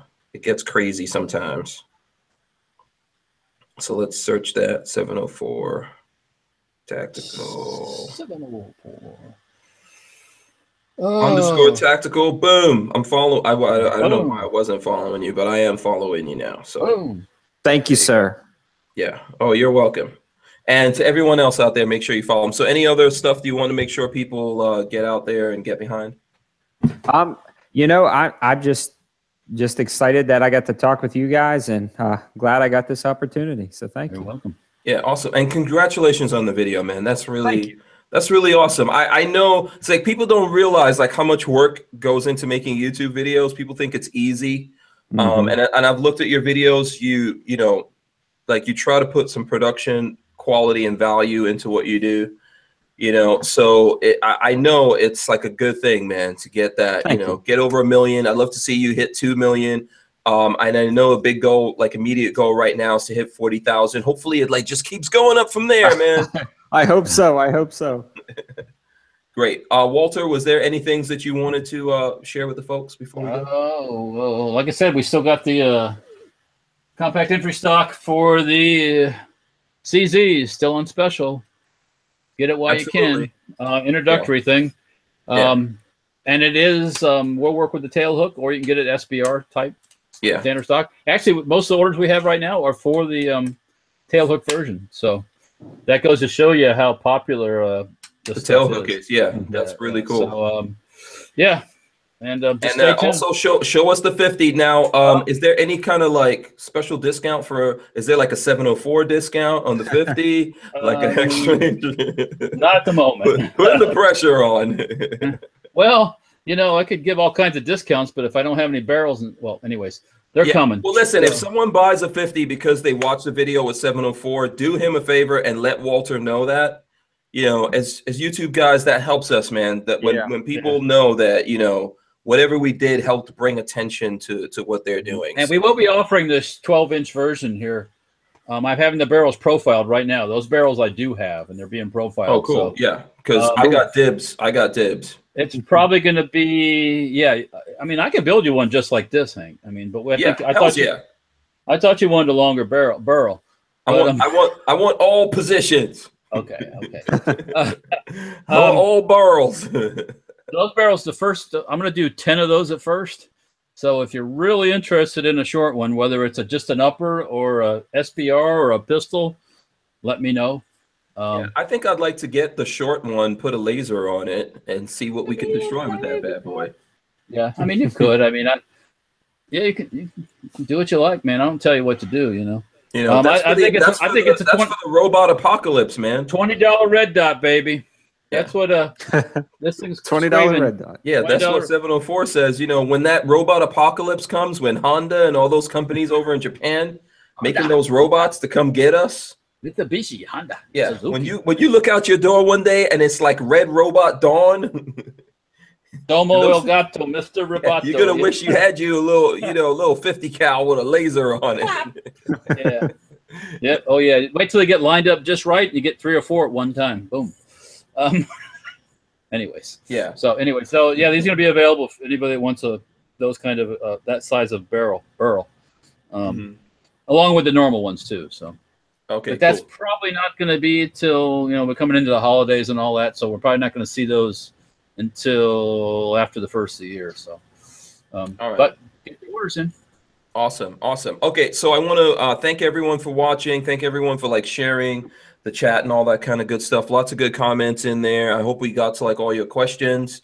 You know, thanks a lot. And I want to thank everyone that sponsors us. That would be like this dude right here, Safety Harbor Firearms. Of course, Rand CLP, Andrews Custom Leather. I was talking to Sam today before I came on air. We're trying to do a live thing with Sam and get him to come on here. And Big Daddy right up there. You can't see that, but I can. Yeah, right there. The Big Daddy Guns. We got to thank those guys for looking out for us, of course. And make sure you go check out Big Daddy Guns. I'm working on some stuff with Big Daddy Guns to like get a discount, like a locked-in discount and all that kind of stuff that I can get for you. Big Daddy Guns, it's not just for the people who are here in Gainesville, by the way. They're not just in Gainesville. They're actually on Gunbroker, and they have lots of things on Gunbroker. So if you see oh, look at that. He's totally had enough right now. Yeah. So thanks to Big Daddy Guns. Of course, we're on Patreon. It's Patreon/Hank Strange. We want to thank everyone for the support. You know, thanks Walter for coming in. Of course, thanks for Kevin for jumping in here and doing that. And big shout out to this dude right here, 704 Tactical. Thank you, guys. Go subscribe to his channel, for crying out loud. Get over there. Yeah, so we can make him give away some stuff. Yeah. All right, guys, we're out of here. Peace. All right. See you guys later.